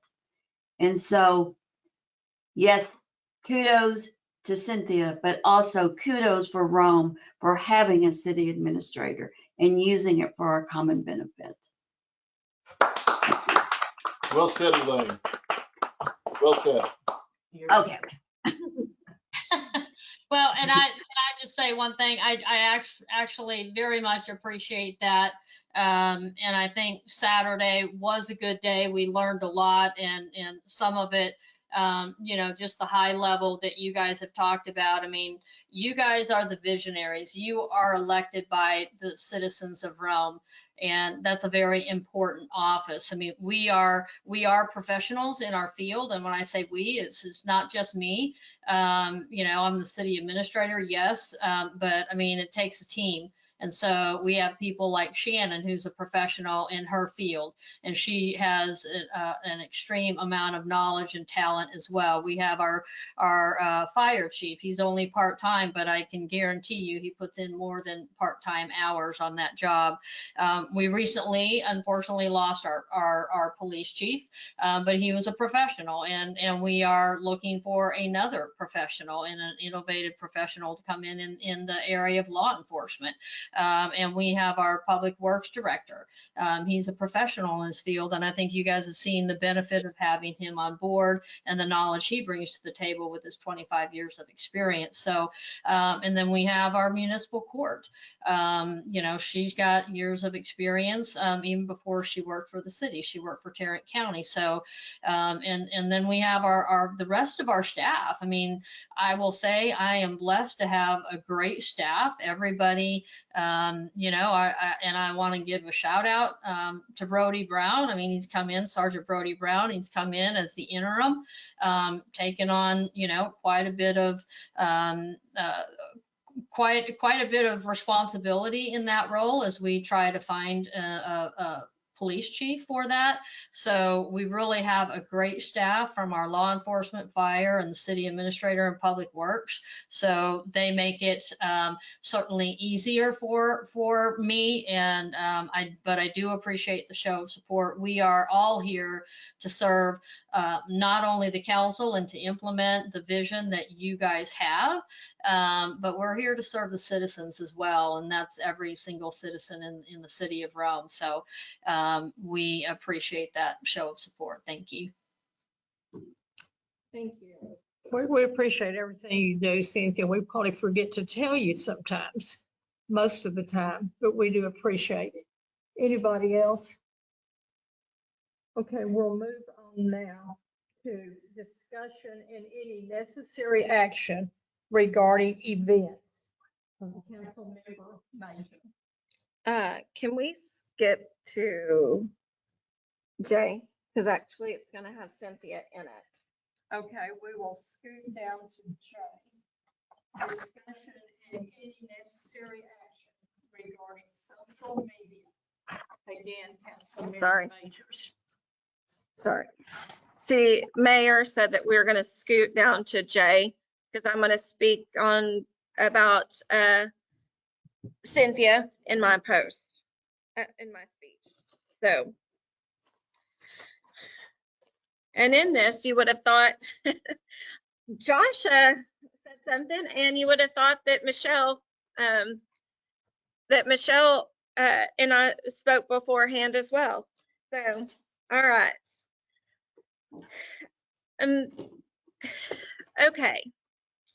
On social media, actually, Cynthia and I have been speaking about this and wanting to put together for city council and board members a proposition for it. But for city council, board members, and even citizens, think, pause before you post. As council members, board members, we need to encourage public engagement while maintaining integrity of the city.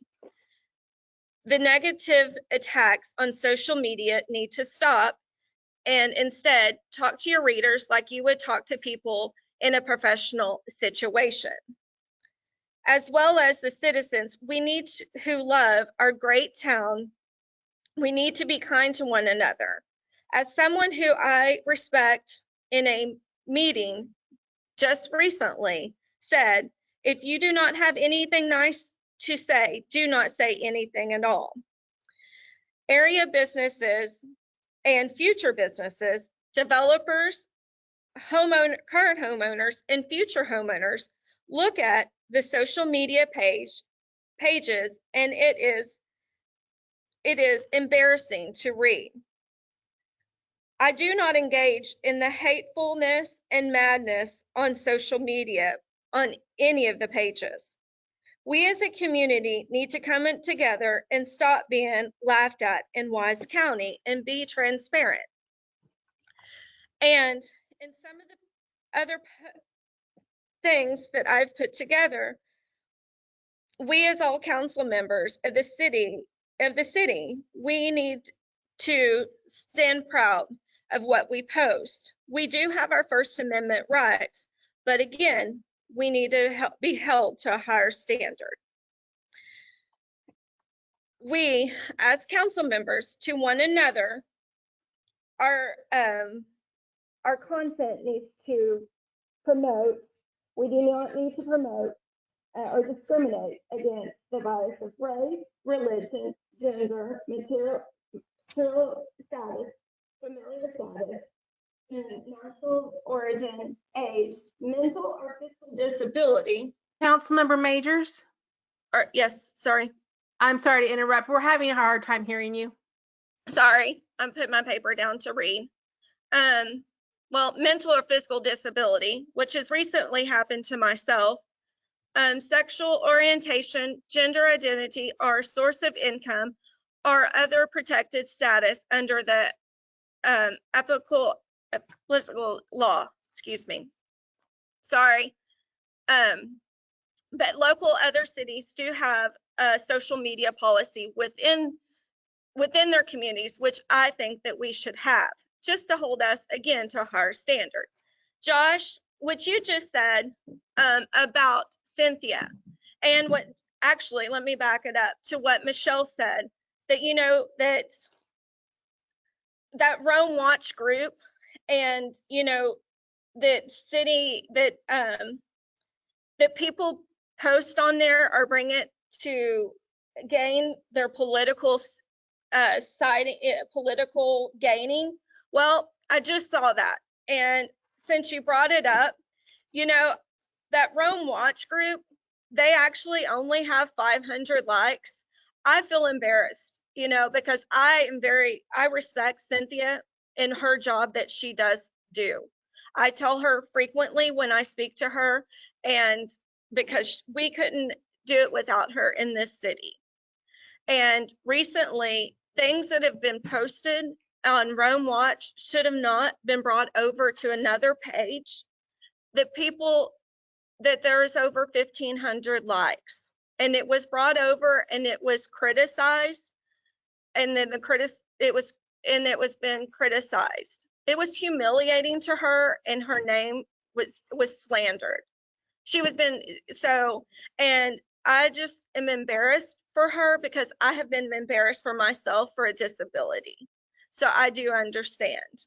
So I'm taken back by that. And so and as well as Michelle said, we should not post anything from that Rhome Watch group, and everybody can say that's my friend, but I am friends with everyone in this town. And if I'm not your friend, please reach out. I would love to meet with you. I'm that kind of person. And for what I was brought up today, if Joanne and I are speaking, we were speaking because I can't see the screen. So just simple things. I would love to communicate with each and every one of you, but again, with the social media, let's all work together. Let's come together. Let's forget about the past and move forward in a bright new future, as well as all of our council members and whoever, and as citizens, and make our town of Rome shine and stop with the negativity. But that's all I have to say, and thank you so much. Any comments? Do we have any comments from anyone? We all know kind of what everybody's seeing. Yes, Josh? I just wanted to clarify something that Ms. Major said, that in several meetings ago, I did bring that forward as a future agenda item that Cynthia is going to put together, social media policy. So that has already been brought up, and I know that she is actively working on it. It's not something that's easily done and completed very quickly. So I know she's taking her time to make sure it's done quickly and legally. I know she's working with Carvin, but yes, that has been brought up previously, and I know she's working on it. Anyone else? Yeah, it is. She said we've already been discussing it for quite a while. So. Okay, we're We going to didn't hear move. anything you just said, Ms. Majors. Sorry, the camera must be on the other side. Yes, her and I have been talking. It says a long process. So. Okay, do we have any other comments? Okay, then we're going to go back up. We were at J and we're going back up. I'm sorry, J. Mayor, to interrupt. Mayor Pro Tem Priest had her hand up as well. I'm sorry, I thought she was resting on it. Elaine, apology. That's what I usually do, is rest on it. Yes, you're correct. No, I just wanted to say that I do appreciate Ashley's words. It's been a distracting thing, the negativity thing. We have too much to do. We have too many responsibilities for negativity to dictate any portion of the challenges that we have in the city council. So I appreciate Ashley's words tonight. I just wanted to say that. Okay, thank you. Anybody else? Thank you, Elaine. That means a lot. So yeah, I greatly appreciate it. So we're going to flip back up now to J. Well, J was social media. We're going back to We can't hear you, Mayor. okay, discussion and necessary action relative to events. Councilman Majors. Okay. Again, Michelle, well, y'all would have thought that her and I spoke after her presentation tonight. You would have thought that her and I spoke.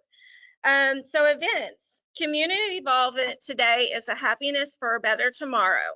With the mask mandate lifted, I would like to see events brought back to our great city of Rome.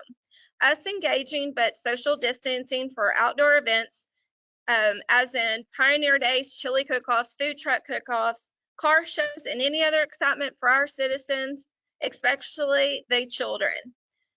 We could do something special for them, as in movies, something in the park, even bike races. I would personally like to see a farmer's market every Saturday in the town. Again, it takes all of us working together. Council members, I ask that we give the power to the city administrator, full opportunity to start planning all events. I hate it that we couldn't do Easter for the kids, but if you would please start letting Cynthia do all the planning for the events. Any questions, Elaine? I see you this time. Yeah. All right. I do have some thoughts on that. First of all, let me just say that the events that we've had at the pavilion and at the park in the past, Terry and I go to every one of them unless I happen to get the date wrong, like Veterans Day one time. But it's fun. It's fun. It's enjoyable. I love doing it. But I do think that there needs to be a little bit, maybe us to talk about a different approach. And one of those approaches is, yes, I do think that it should be city staff involved in that and then look for volunteers for help. But at the same time, I think that these need to be budgeted events. In other words, it's not a haphazard thing. It's not one where, okay, well, that's coming up. How much money do we have to spend? I think it has to be, I think there has to be a cap on what the city can spend, and I think there has to be a budgeted item.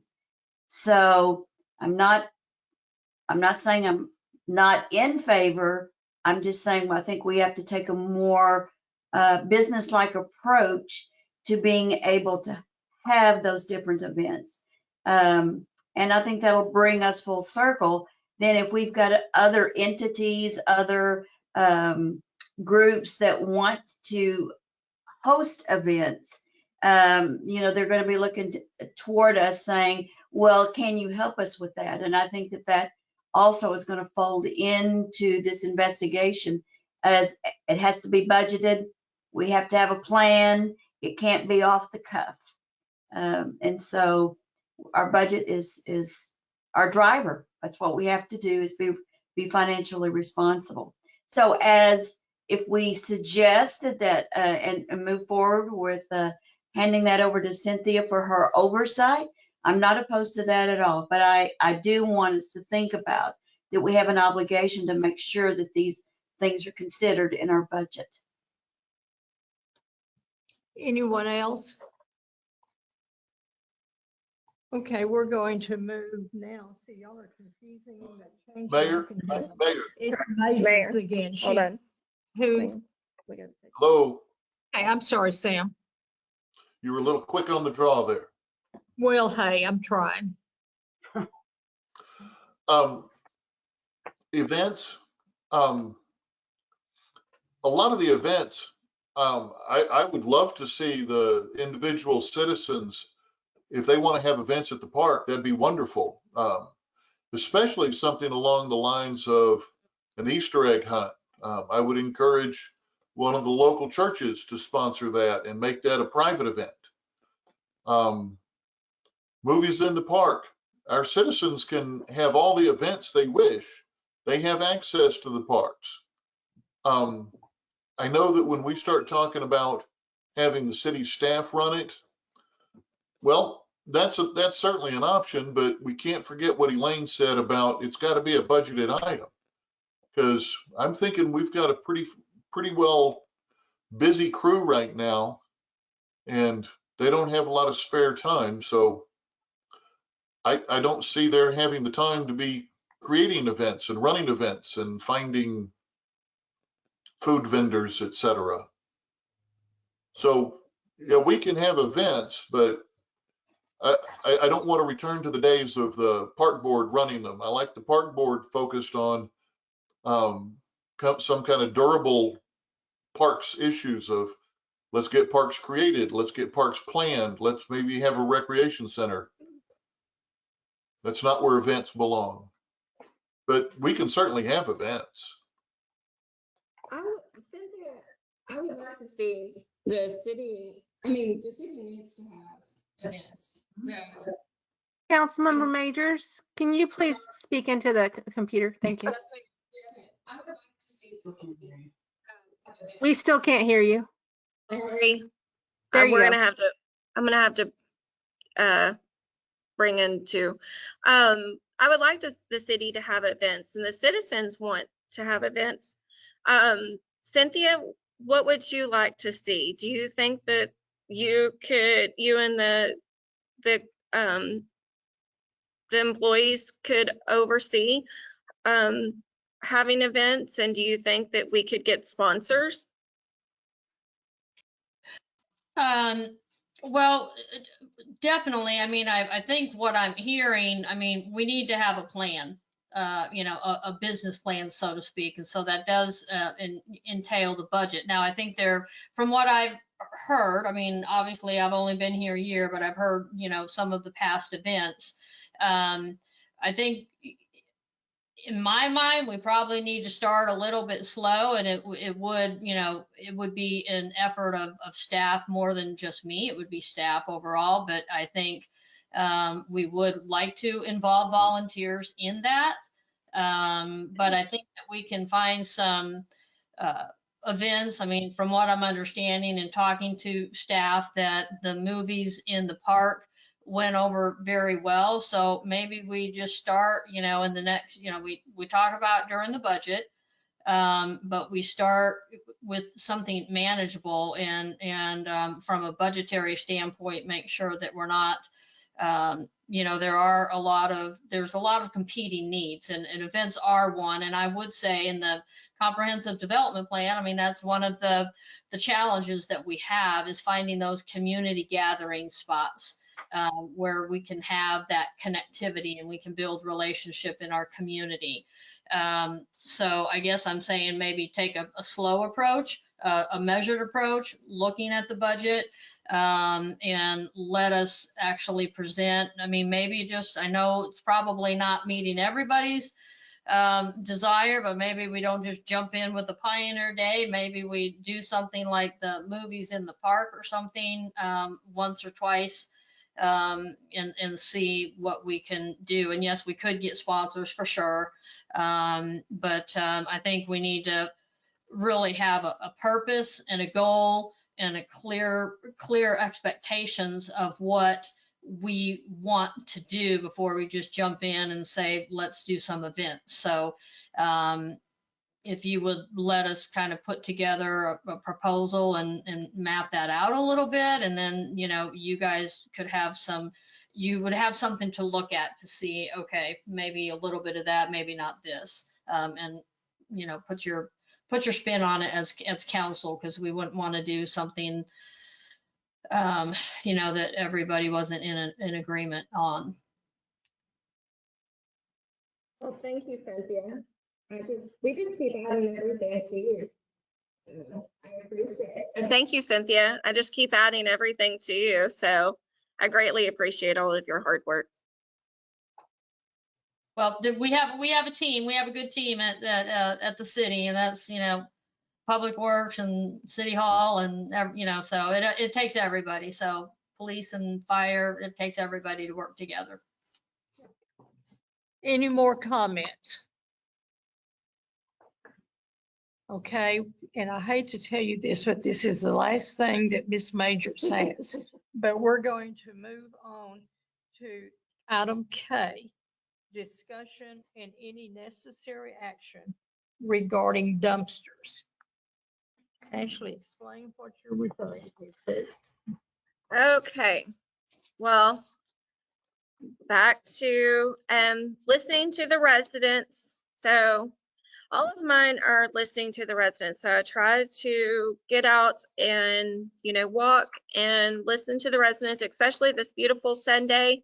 I walked around the neighborhood, and a lot of my residents were putting out bulk items, and they were still, for the ones that don't get on social media, and they were unaware that you couldn't put out bulk items, and the bulk pickup wasn't on the 6th. So reached out to Waste Connections, and I know I brought up about having a roll-off dumpster here, but we, after speaking with Cynthia, can't put it behind the gate because we don't have man hours to man it, and it's private area, restricted area. So looked into getting a roll-off dumpster here maybe once a month to possibly help also with the cleanup of getting, cleaning up the area. So if we did a roll-off dumpster, it would be, sorry, did someone say something? It would be around the 8380. So that would be something we could look into. And then also I got prices. So for a washer and dryer for a combo, it's only $20. and for a pickup. So to let the residents know to have it picked up, I think maybe we can put this out in their water bill, or definitely maybe mayor can put this out on social media for a refrigerator, so it's not sitting out for like a month. It's only $40. A love seat is $15. Mattress and box springs is $15. So just some miscellaneous prices that I reached out to them.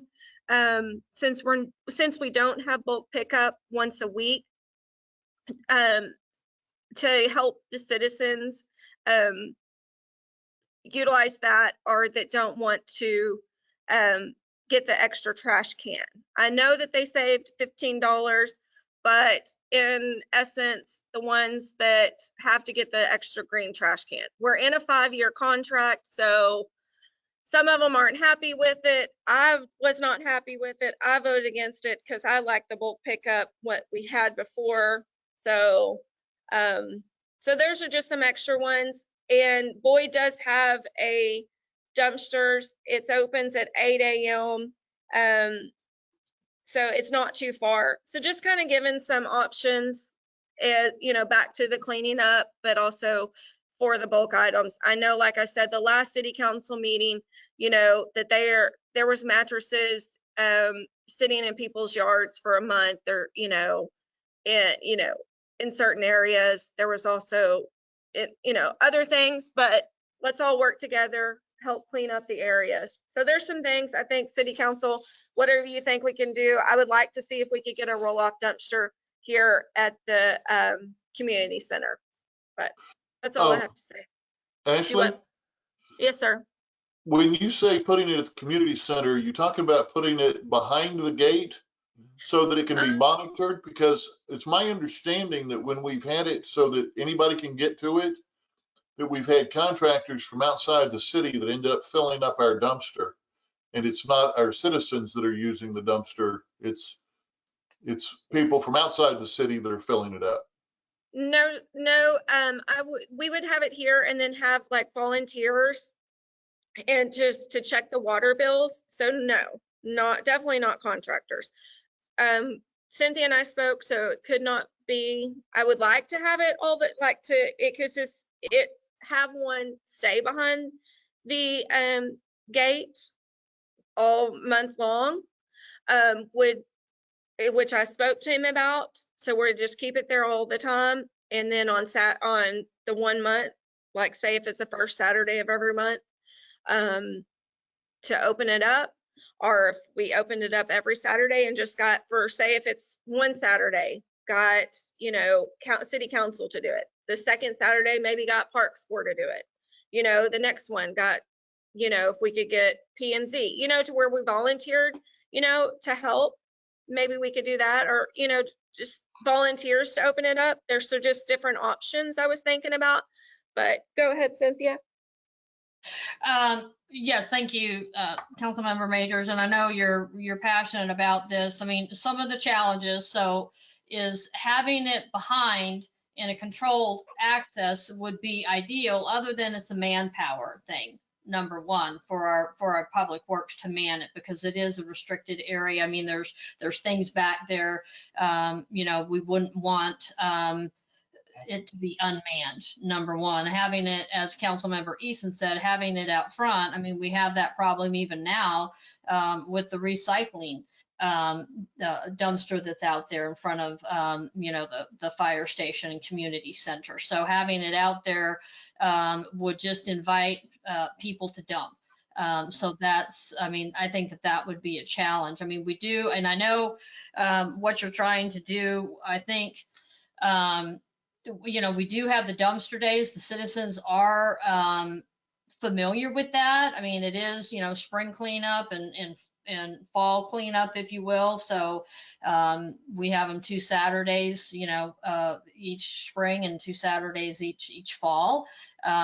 So we do have that. I mean, the dumpsters are actually more than just that. I mean, to be delivered is like $140 in the dumpster itself.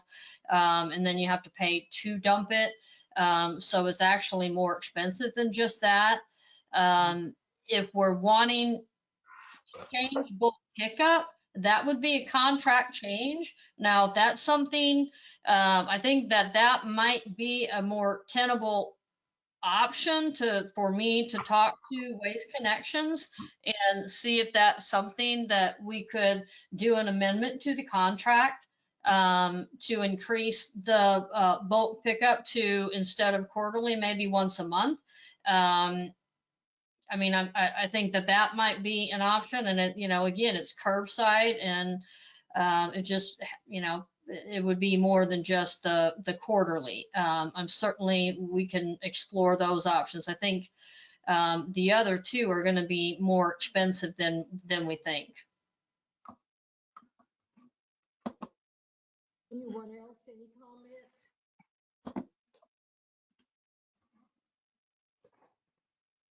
If you could just look at the different contracts. Brian sent me some different prices today, but if you could look at the different ones, I think if just the once a month, maybe out here, and maybe if we could get volunteers, I mean, once a month, I don't know, just a couple of us, I don't mind volunteering if it's something. I think just helping the citizens. I know that there's a lot of citizens complaining that because they're not picking it up. I see it on social media, but whichever, or maybe adding it in instead of quarterly for other than quarterly, just to help them. So we're here for the citizens. So that's why I put the events, I put the social media, and I put the trash. So but whatever we can do. So if you don't mind looking into it, Cynthia, and getting back to us, I greatly appreciate it. Elaine? So my question is, do we need a motion for Cynthia to research a possible amendment to our contract? Does that require a motion?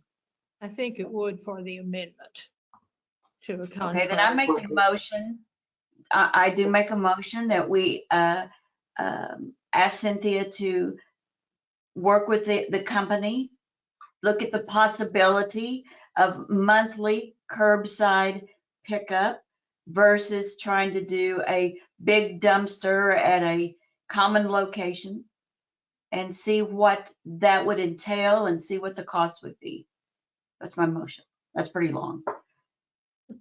Okay, and I need to add that I have one green trash can, and with spring coming on, that's not going to be enough if I should clean my yard on the thing. And Julie said for $5 a month extra, I got an extra can, and that's not very much. I mean, and that gives you not big bulk things, but you can put a lot of things in those dumpsters. But anybody else with anything? Well, just let me just say this, Mayor, going somewhat off of what Councilmember Major said, any resident can, if you have like brush and leaves, twigs, branches that you need to have them pick up, you can contact them directly and for a price, and they will pick that up. And because I saw. Excuse me. Sorry, can you hear me? We have not gotten a second on the motion, so we can't really be talking about this until we get a motion. Oh, sorry. I was going to give you prices for the bags to let the residents know. Do we have a second on Elaine's motion to let Yes, Cynthia? you do. Okay, You I got do a have second. a second. All right. Thank you. Shannon, you call the vote. Okay. Councilmember McCabe? Aye. Councilmember Ty? Aye. Mayor Pro Tem Priest? Aye. Councilmember Eason? Aye. Councilmember Majors? Aye. Thank you. Motion carries. So we have no further discussion on that. We think Ms. Majors is through. And we're moving on to L. Discussion and necessary action regarding open record request. And that's Councilman Michelle Ty.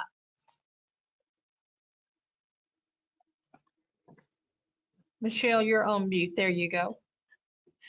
Let me start by saying that I by no means want to stifle anybody's First Amendment rights, but I know that we allow for open records requests per state law.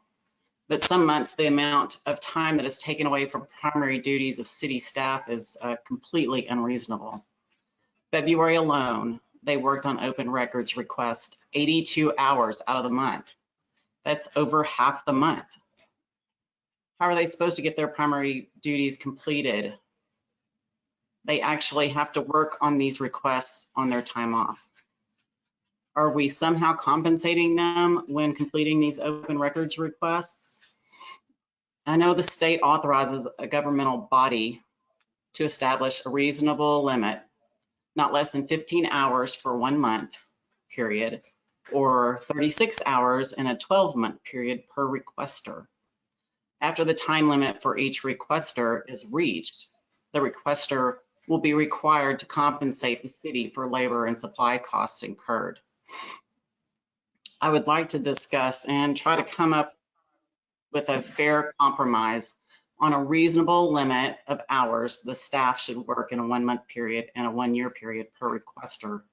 It seems the state has decided what they deem fair with regards to the amount of requests, and we could do nothing more restrictive than what the state requires. Does anyone else have suggestions on what we should do or what we can do?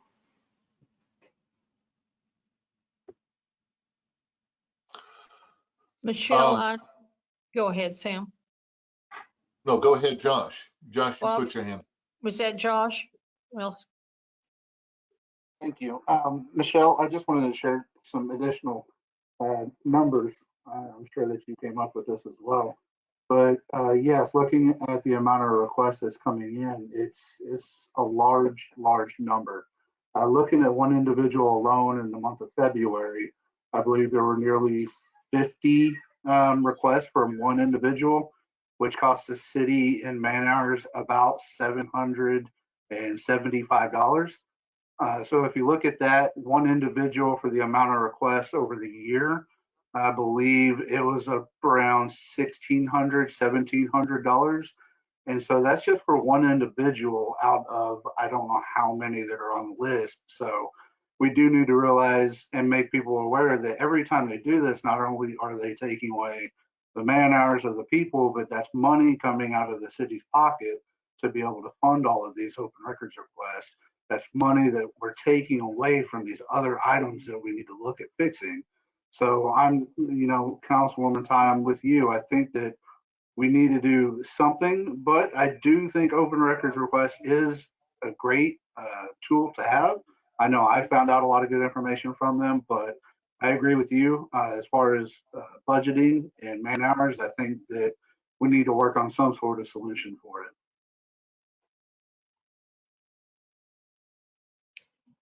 I today talked with two different lawyers. One, of course, was Carbon. The other was a TML lawyer.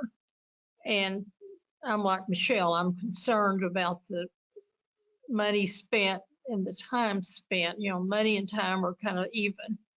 And Michelle, whatever you've come up with sounds like something neither one of them were familiar with. That sounds wonderful. Is it something you think you could present a paper on or do, quote the good laws and all that good stuff? I found this out of the Public Information Act, so it's there. Yeah. It's called the 36-hour rule within the act, and the council would have to enact that ordinance if we so chose. Okay, Shannon, speak more to what's in there on 36 hours, if you would. Well, Councilmember Ty was talking about the state has come up with 36 hours that you can state for a requester per year. And what that does is actually, it tacks on a lot more work for staff as well, but you have to track all the time spent on every single request, which we do now anyway. And every time a requester puts something in, you have to give them the total amount of how much time you spent on that request, how much time they have left regarding the 36 hours for that year. And then, like Councilmember Ty mentioned, that you can, after that, start charging labor costs. You can and more readily than you can now, because there's certain criteria that you have to follow to charge for labor and whatnot. So that does help, but there are workarounds. You can have somebody else put in your information request for you. So it's a little, I mean, it's a tool, but one of my previous cities did use it and it did not help the situation at all. Okay, Michelle? So Shannon, how do you feel about it? Do you think that even doing anything, changing anything would help, or don't even worry about it? I appreciate y'all's concern. It is a right that everybody has, and I, as an employee, have used it as myself. And I was told at one point that I could not do that, and I did not like that response.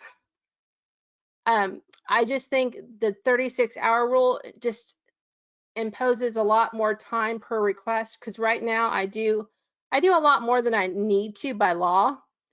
I help them. I write a response letter to almost every single request. If it says no responsive documents, whatnot, even if it's telling you here's your information attached, whatnot, I just think that it's going to be more cumbersome to instill that 36-hour rule, because there'll be a lot more tracking involved.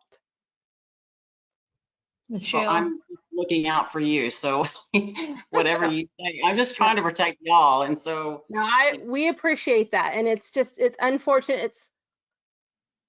You do get a lot more requests when during the election season. You get more requests when there's, I want to say, hot topic, when council's discussing projects and whatnot. It's just a very sensitive subject, just like we're having with our trash question. So it's Okay, Elaine's got her hand up. Let's see if she's got a solution. No, I don't have a solution. No, I don't. The First Amendment is critical. I mean, it's part of what we're based on. So I don't think anybody's going to be opposed to that. But you know me, I'm going to be focused on operation and budget. And so, whatever our process is, and I think we have to give a lot of weight to what Shannon has just said to us.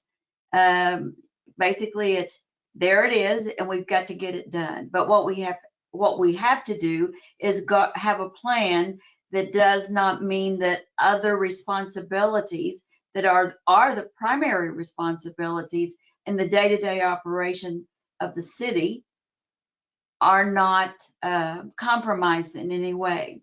And so there was action in the past that gave the city council's approval to hiring a part-time person if we so needed one. Now, I'm not sure that is still viable, or additional action might need to be take place here. But one thing's for sure, we have to have our staff. They're already working hard. They're already putting in overtime, and so this abundance of public requests, public open records requests, cannot interfere with what we're trying to do with our water and our other city responsibilities. So if we need to hire somebody full time, then that is a budgeted item, and we have to put it on the budget for consideration. Okay. So let me defer to Shannon to respond to that. Could you benefit by having a part-time person, or increase the hours of somebody that may already be part-time? How do you envision that additional or a change in routine in the staff could help with this situation? That's my question to Shannon. Okay. It's a very good question. Let me think about that. We currently right now, all City Hall is full-time. We all have all of our staff. We we are all very busy. Definitely, I would not be opposed to hiring somebody, but unfortunately, I don't think the budget's there to do that. It's very difficult, just like I'm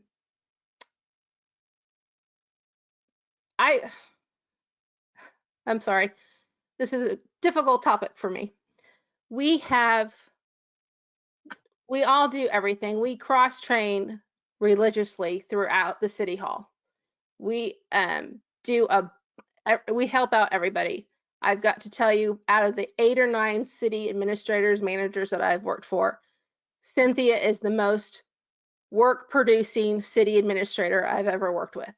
She gets her hands in there. She gets dirty. She does not ask anybody to do something that she would not do herself. We only have one part-time person, and that's not even in City Hall anymore. So it's very difficult. I just don't think the budget would handle it. And unfortunately, yes, I would like to be able to take a scheduled day off and not have to work on open records requests. I would like to not have to work on the weekends. It's just, I don't think that they are consistent enough that we need to hire somebody. It's unfortunately that we did get 80 in February.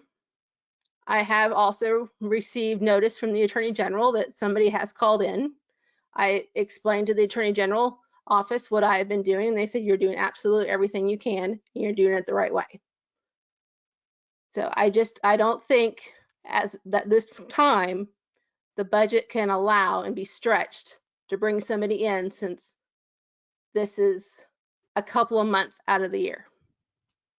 Okay. Actually, Major's had her hand up, and then Sam's next. Shannon, we appreciate everything that you do. So it does not go overlooked for the job that you do every day. And it's unfortunate for the open records that you're doing. And I don't think we should have to hire a part-time person just for open records.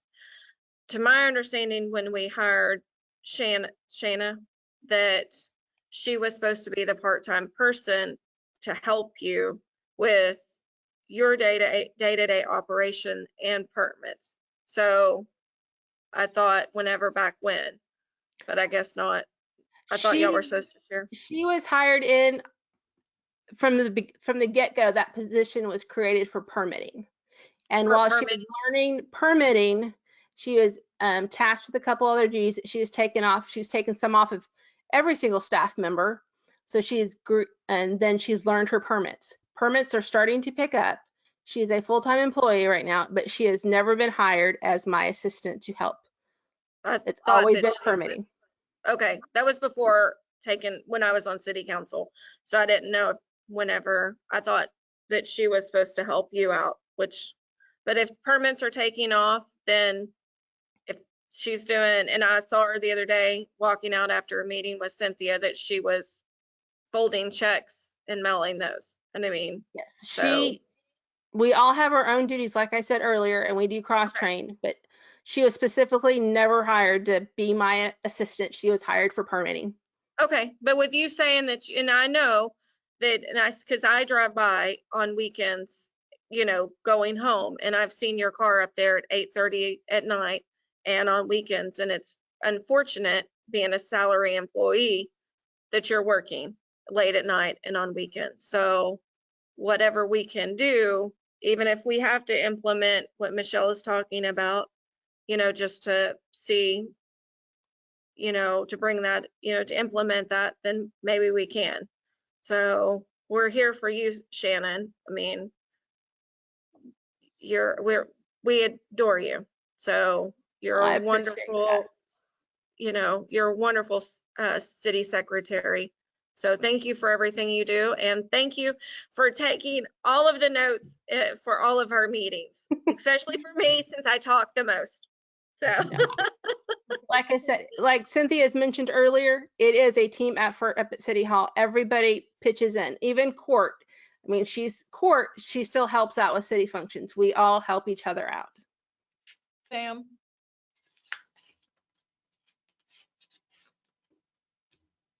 A thought that just crossed my mind is we've got the report that came out, and I believe, Michelle, you're the one that requested it, and so we all got copies. Thank you. Could we not, month to month, publish this information? Since it's public information, who's making how many requests and how much money is having to be spent in fulfilling those requests, and maybe just let peer pressure of our citizens address the issue. If all of a sudden our citizens start recognizing that this person or that person is making an extremely large number of requests, then perhaps a neighbor will walk over and say, stop it. You know, I mean, if you really need it, of course, submit the open records request, but, you know, maybe we need to allow that person to feel the social pain of letting all their peers know what they're doing. Councilmember Eason, it is posted in the council packet, the first council meeting of the month. I do list all that information. No, I'm saying put it on the city website, maybe front and center, so that when you first go to the city website, make it painfully obvious, this is what it's costing the city. Don't make anybody go look for it. Make it front and center. This is what these people are costing the city. If that is what council wants, we would be happy to address that. I mean, I hear what you're saying. I mean, I think one of the things we do with the website is that we, you know, we're trying to populate that website with a lot of information, and it's ongoing. I mean, we had a request for some information, and, you know, we put it on there. I mean, you know, so it's an ongoing thing that we're populating the website with information. And that is a strategy that we are diligent in doing, and we continue to be. So, you know, the challenge with that is when somebody does specifically request something, you know, even if it is on the website, we still need to respond to it. So I would say that, as Shannon has mentioned, it is cyclical. It seems to be. And we are able to, you know, we are able to work it in with our primary duties, which is why, you know, one of them has taken a little bit longer because, you know, it's substantial information and substantial amount of time on everybody, really. It's not just one person that, you know, Shannon's the gathering point, but there's other people that are, you know, working hours to get that together. So we do work it in with our primary duties, and you know, I know that Shannon has said that trying to do the 36-hour rule would almost be, I mean, you know, it's just a zero-sum game as far as benefit. So I don't know if there's a, you know, I know you all value free speech. We all value free speech and the right to information. And this is, you know, we strive to be transparent. That's our goal, because we are the citizens, you know, pay our wage. So we're here for the citizens. We want to be transparent, and I know you all want to be. So we continue. Elaine? Well, you know me, I'm always thinking of outside the box. I just want to know if this is an area where you could utilize a volunteer, you know, a non-paid person, just maybe to stand at the copy machine. Or is this something that's restricted strictly to staff? Just a question. Well, on Shannon, I mean, I can tell you, I mean, on some of them, and especially some of the recent ones, I mean, it's going through emails, and, you know, saving those as a PDF, creating a file, and it's just tedious work.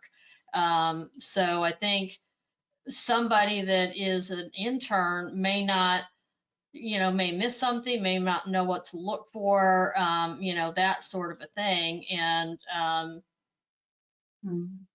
and then you have, I mean, there are some things that are confidential, even, with volunteers. So, you need to be cognizant of that as well. So, I say confidential, meaning if there's an attorney-client privilege, something or other, and they're going through an email and they're seeing that, I mean, that might not be the ideal situation. Okay, I was just wondering if there was any room for volunteer to help when that backlog that occurs. Maybe a volunteer wouldn't be helpful on the open records, but maybe they could help some other way while staff is being redirected.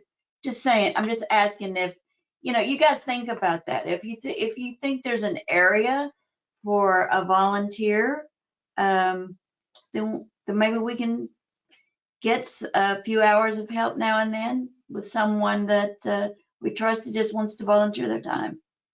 Well, I will say one thing I have been toying with in my mind is getting with some of the colleges and their MPA programs and looking for interns, those that are, taking classes in political science or, public administration, even emergency management. I mean, things like that to get those that have an interest in the field and kill two birds with one stone. They get, credit for it, college credit, and we get work out of them. So I have been toying with that idea.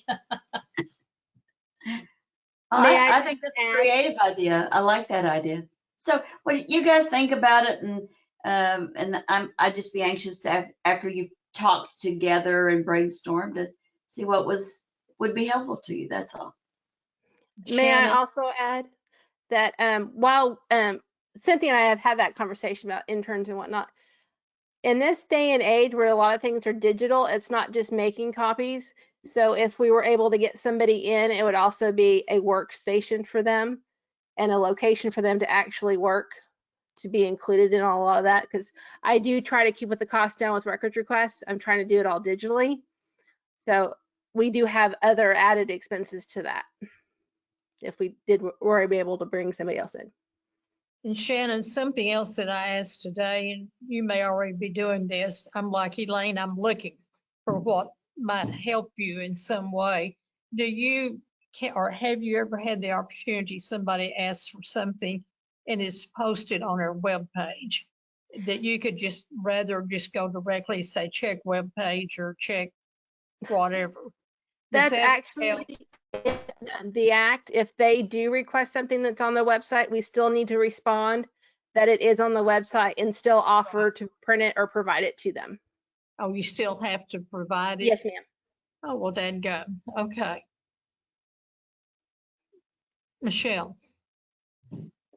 So what about paid time off? If you're doing a lot of this stuff outside of your normal 40-hour work week, can you accrue paid time off instead of getting compensated if you're not getting compensated for it? I think I'm just worried about y'all not getting the compensation you need. Well, that brings up a whole can of worms, and that's not, I mean, it's that's a big HR issue right there. So, and it's not just one person. So, I hear what you're saying. One of the things is, when you are exempt, you do what it takes to get the job done. So we do have dedicated employees and department heads by and large, are exempt. And so, but we have, there's some other ways we can try to work around some of that. I was not complaining. You asked questions, so I was honest with you. Like Cynthia just said, we do what we need to do to get the job done. So. And I think we all appreciate that tremendously. Is there any more? Wait, Ms. Majors has a comment. Can we increase the price for the copies? So for the open records? No, ma'am, that's by state law.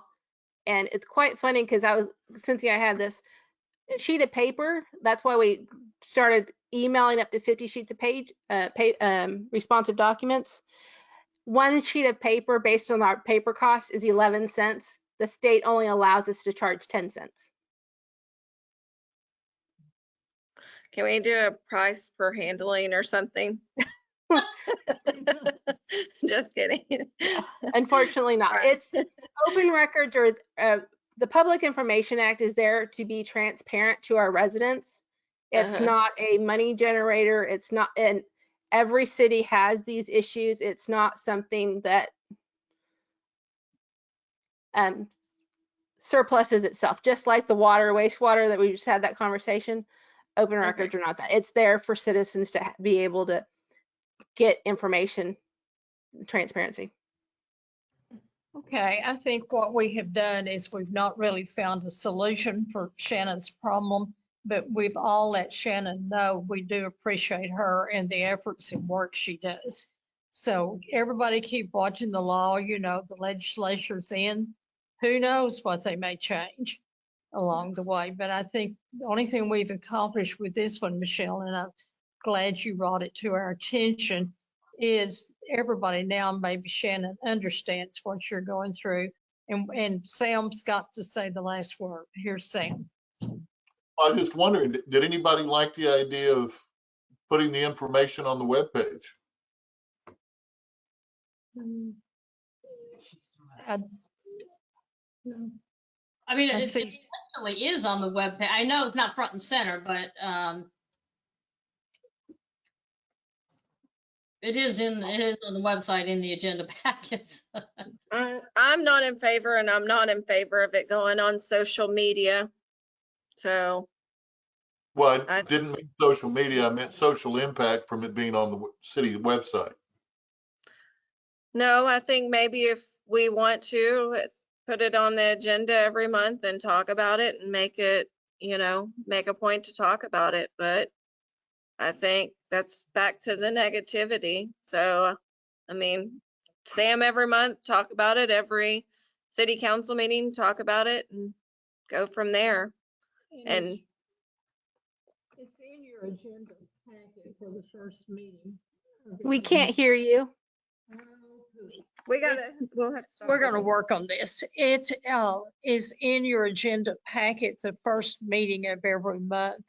And if someone wants to pull that and talk about it when we go to consent agenda, that's certainly a possibility. If there's some that come on there to me, I see monthly that ask something, have you had any houses burned this way or in this month? And you got to answer them. We have no idea what they want with that information, but they have asked for it. And they've asked for it. Yes, ma'am. We do have the regular ones, and the few cities that I've been in, I've actually had the same requester requesting the same thing, and it's like they follow me along, but they were doing it with those other cities at the same time. So yes, every city has those. I know how tedious, and I don't know if anybody else on city council, but I've had someone that asked for all of my emails and text message and everything between the code compliance officer, Cynthia, and I don't know how Shannon does it, or even Cynthia, hers being asked for Cynthia being asked for her correspondence. It's a lot. And Shannon having to put it together, it takes a lot for her. So for me to put it together, going back through mine, and I don't send a lot of, I'm old school. I still write everything down. I still have a calendar. And so I don't email a lot. And whenever having to go back through stuff and I'm not finding it and everything, and so whenever I'm looking at Shannon and going, how do you do this? And how do you go back through? So I respect her so much, and even Cynthia so much, having to go through all of her emails. So I don't know if any of you on city council have had to go through your emails and look through anything. It's a lot of work. It is a lot of work. So Shannon, again, I respect you. And Cynthia, I respect you having to go through during your time of work as well. So Thank you. And those are the ones that impact staff the most, because when you get those emails. But I do know, and that's why a lot of people do make the phone calls, and we don't have a lot of responsive documents to those, but it does take time to go through your emails to see what is responsive and what not. Yes. well, just in case, like just if you have it, just if you don't, because I always like wonder and stuff, just because, like I said, I'm the one that's old school that writes everything down. So, but thank you again. And hopefully whatever we decide, let's, we're all working together, and let's work for Shannon and Cynthia. Thank you, Michelle, for doing this. So we appreciate it. Okay, do we have anything anybody wants to We still can't hear you. Is this any better? Yes, ma'am. And I'm Okay. sorry, I'm a broken record. Oh, well, hey, seriously, we will try to work on this before next time. Does anybody have any recommendations for agenda items for the next time? Don't everybody speak at once. Well, y'all know to let Shannon know if you come up with an idea during the interim period, and she will see that it gets on the agenda. Does anybody want to close out the meeting? If I can just say something, if everyone just please be nice. I know that hopefully I'm not going to be attacked for the social media. So just please going forward, let's all be nice to one another. So let's make an impact starting today. And thank you. And it was a great meeting. Josh, you want to say, let's go home? Okay, Josh is making a motion for us to go home. Michelle's right behind him. So we don't have to call for a vote, but let's all go home and think about all this good stuff. We do have to vote, Mayor. No, actually, we do not Well, I need was to. told we don't have to. Councilmember Yeah, Cave, we don't have to vote. we do not have to vote. The mayor just needs to call the time. Okay, good to know. Oh, now we learn something every meeting. Okay, I call this meeting over at 9:12 p.m. 3/25/21. Thank everybody. Thank you. Did you see what flashed up here? I couldn't read the whole thing. Something about you may be experiencing